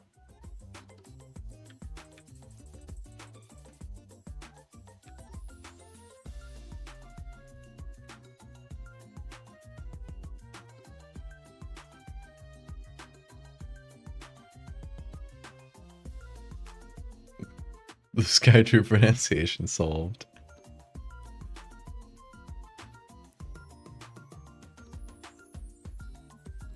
You know what bothers me a little bit is that the main jellyfish in both images is like kind of pointing in the exact same direction. So maybe I flip it. Simple as that.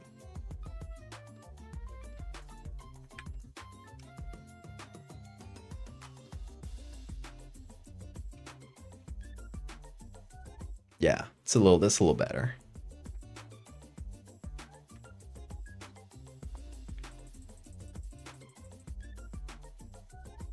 It's still not doing exactly what I wanted to.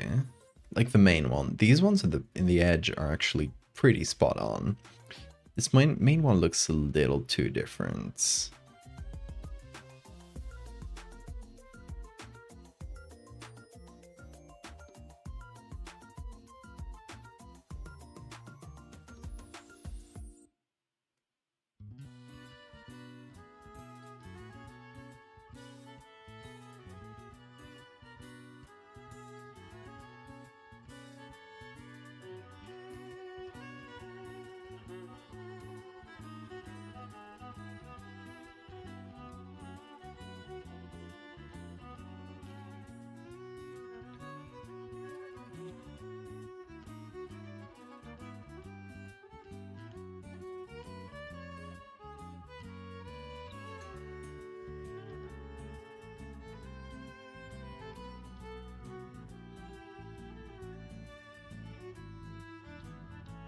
Gotta figure this out.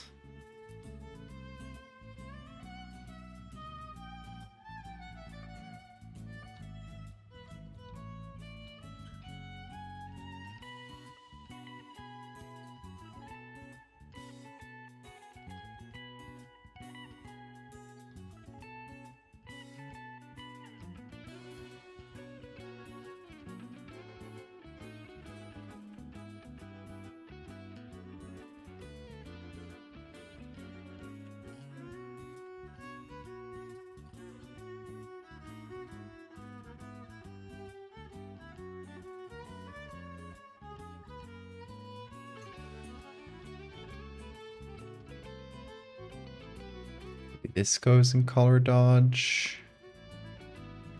No.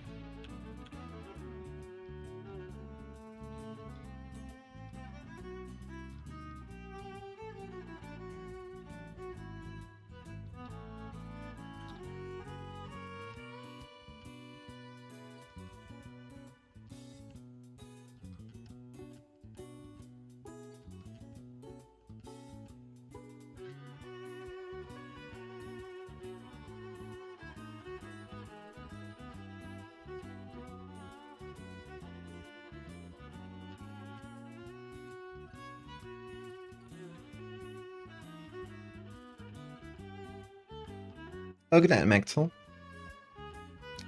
Sleep tight. Don't let the jellyfish bite. Does 1.3 opacity look better or 1.4? I am the same. No. We are of the same brain, Hecate.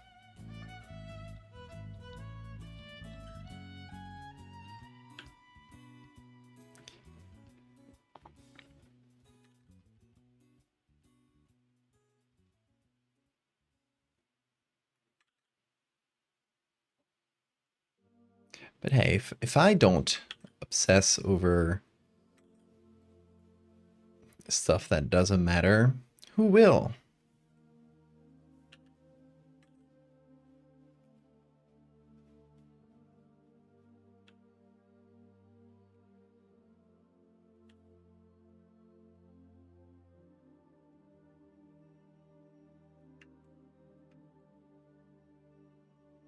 Somebody's got to check every single layer. Might as well be me.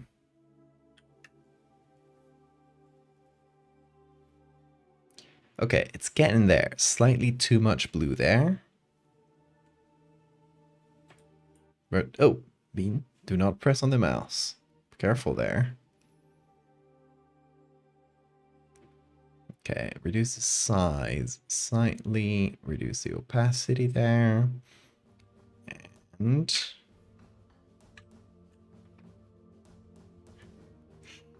there we go. Yeah. Now this is a lot closer to the actual floaters. I think we got it, boys.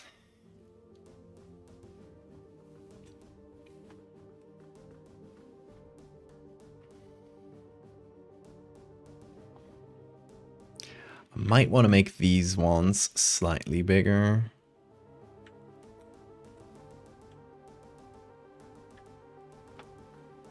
Because otherwise the rest of the frame is a little empty, but I think that's the only thing I'm gonna do.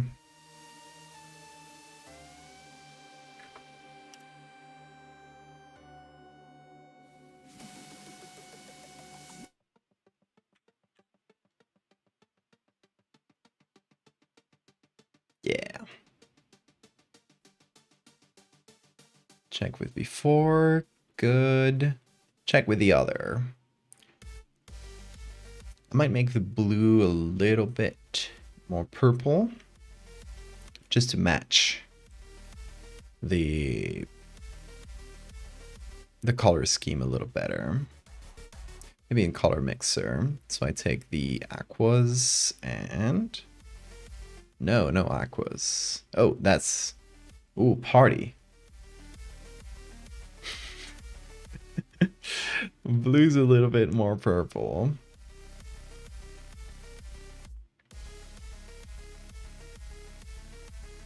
Or I could just do this. I forget that's a thing.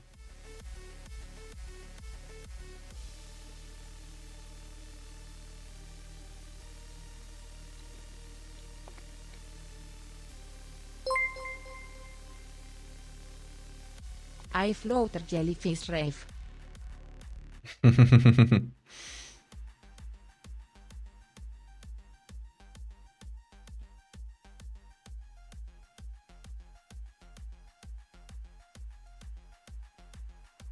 Yeah, it's definitely a better color to match that. Yeah. Let's go. Then we got it. So that's going to get saved as a JPEG. Look at it go. And that's going to get... Oh, googly eyes. That's going to get saved as a JPEG. Look at it do its thing. I love when it does its thing. Okay, now we can put them next to each other.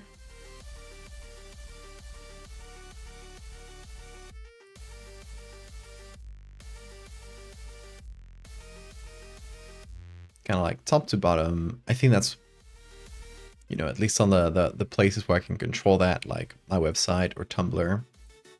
That's going to be what it looks like. It's going to be one on top of the other. In other places, like, you know, well, Instagram as well, doesn't matter because it's like scroll past. On others, it's going to get cropped because I'm going to, you know, if you only use 2 images on Blue Sky, on Twitter, it's going to get cropped down to the center. So it's going to get cropped here and here, but it doesn't matter too much because it is the main. We'll still keep the main parts of the image.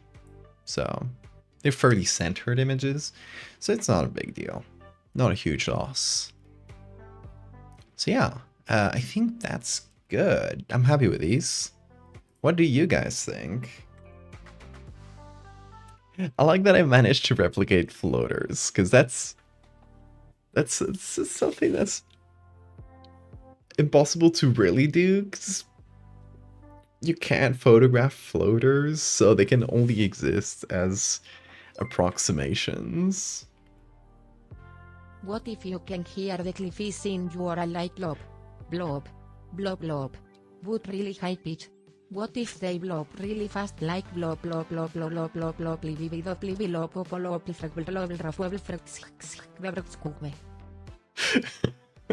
Text-to-speech lady did not drop a single letter. Great job, girl. Great job.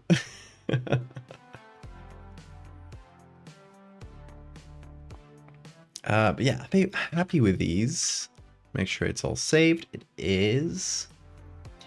Yeah, that's going to be another one for the bestiary. For those who don't know, the bestiary is a little collection I've been building up. That's eventually going to be a book, hopefully. And yeah, it's just a collection of fake animals and plants that are usually dangerous to humans in some way. They're either predators of humans, they trick humans, they're parasites of humans, or, you know, of their homes. And sometimes they are. Sometimes they're just living rocks. So, not fully, but a lot of them hurt us. And this eventually I want to build up into a, you know, at least a pitch that I can hopefully show a publisher to say like, hey, I got this, I just got to expand it. But the book that this would exist in would be like a sort of fake biology textbook, or, you know, a collection of kind of textbook bits, notes, field journals, that sort of thing, of a researcher that's trying to like catalog all these like forgotten animals and forgotten you know, living things, trying to put them together. And yeah, each of these would have more detail, right? Like, you know, it's not only the concept of the butterfly that scares people, but maybe like their ecology, some like unique quirks about them. Oh, they're nocturnal butterflies. Very few nocturnal butterflies. A little bit of expansion on each of these concepts. Hopefully, that would be really nice. But first, we're still building up the collection, getting to a place where I can call it, hey, done enough that I can just pitch this to publishers and stuff. Because it's not an easy thing to pitch to publishers. It would be a full color like art book, essentially. So that's expensive to print. And, you know, ideally it would just be like kind of coffee table book, like a large book with like a hardcover. That's really expensive to print as far as books go. So obviously, we'll see if that's like, if publishers will take that, or if that's something that has to be self-published. That's also an option. We'll see. That's all for the future. But for now, that is what we did. It's getting a little bit late, so that's where we're gonna call it for tonight. But I'm gonna let you know what we have in store for these days. Tomorrow, just have a regular stream. I'm gonna be doing some fractals. So if you've been following up on the last few fractal things, the next part of the fractal series is gonna involve the advanced versions of previous like fractal body parts that we've seen. So we've seen fractal arms. This would be a person with extreme fractal arms. We've seen the fractal eye. This is the same person years later. The eye is slowly taking over the face. It's eventually going to kill them. These people will die of the fractal disease. So as each part of the fractal series is 3 images, we got to make the third one for this, which I think is going to be fractal teeth. So I'm going to try to figure out tomorrow, like, how do we do like hyper advanced fractal teeth? I think it's just going to like close up their mouth, like they won't be able to speak at all because it's just teeth. That'll be for tomorrow though. The day after, we got something really interesting. And if you didn't know, this Friday is the 5th anniversary of my very first horror piece, which is the very first part of Megalomorpha as well. So we're gonna be doing a little like 5-year retrospective, just like Just like looking at what I've done in 5 years, it's a lot of art, and maybe just like taking that opportunity to maybe figure out what comes next and stuff. Happy anniversary. That'll be for Friday. Save that for Friday. But thank you. Yeah, I can't believe it's been 5 years since I started doing, nearly 5 years since I started doing horror art. Yeah, we'll definitely talk a lot more about that on Friday nights. And yeah, just gonna be a chill stream of mostly chatting. Maybe we do some art, but nothing like set in stone yet. It's mostly just gonna be kind of maybe resting on our laurels a little bit of what has been accomplished in 5 years. After that, Saturday night, I'm gonna do another stream to try to keep it to 4 this week, and we're gonna be remaking something fairly old that is my only shame. More about that on Saturday night, though. The New Coast album. It is a blessed day, I guess. What would the eye jellies eat? Eye. The stuff that's inside, all the good sugars in there. But yeah, that is gonna do it for us tonight, folks. It's been a really fun stream. After a week off, it's good to just like lock in and do some stuff, even though I've been yapping for most of the stream. I usually do that anyway. We will see each other again tomorrow if you're here, and yeah, for some fractals. So yeah, look out for that. In the meantime, folks, have an amazing time zone. Take care.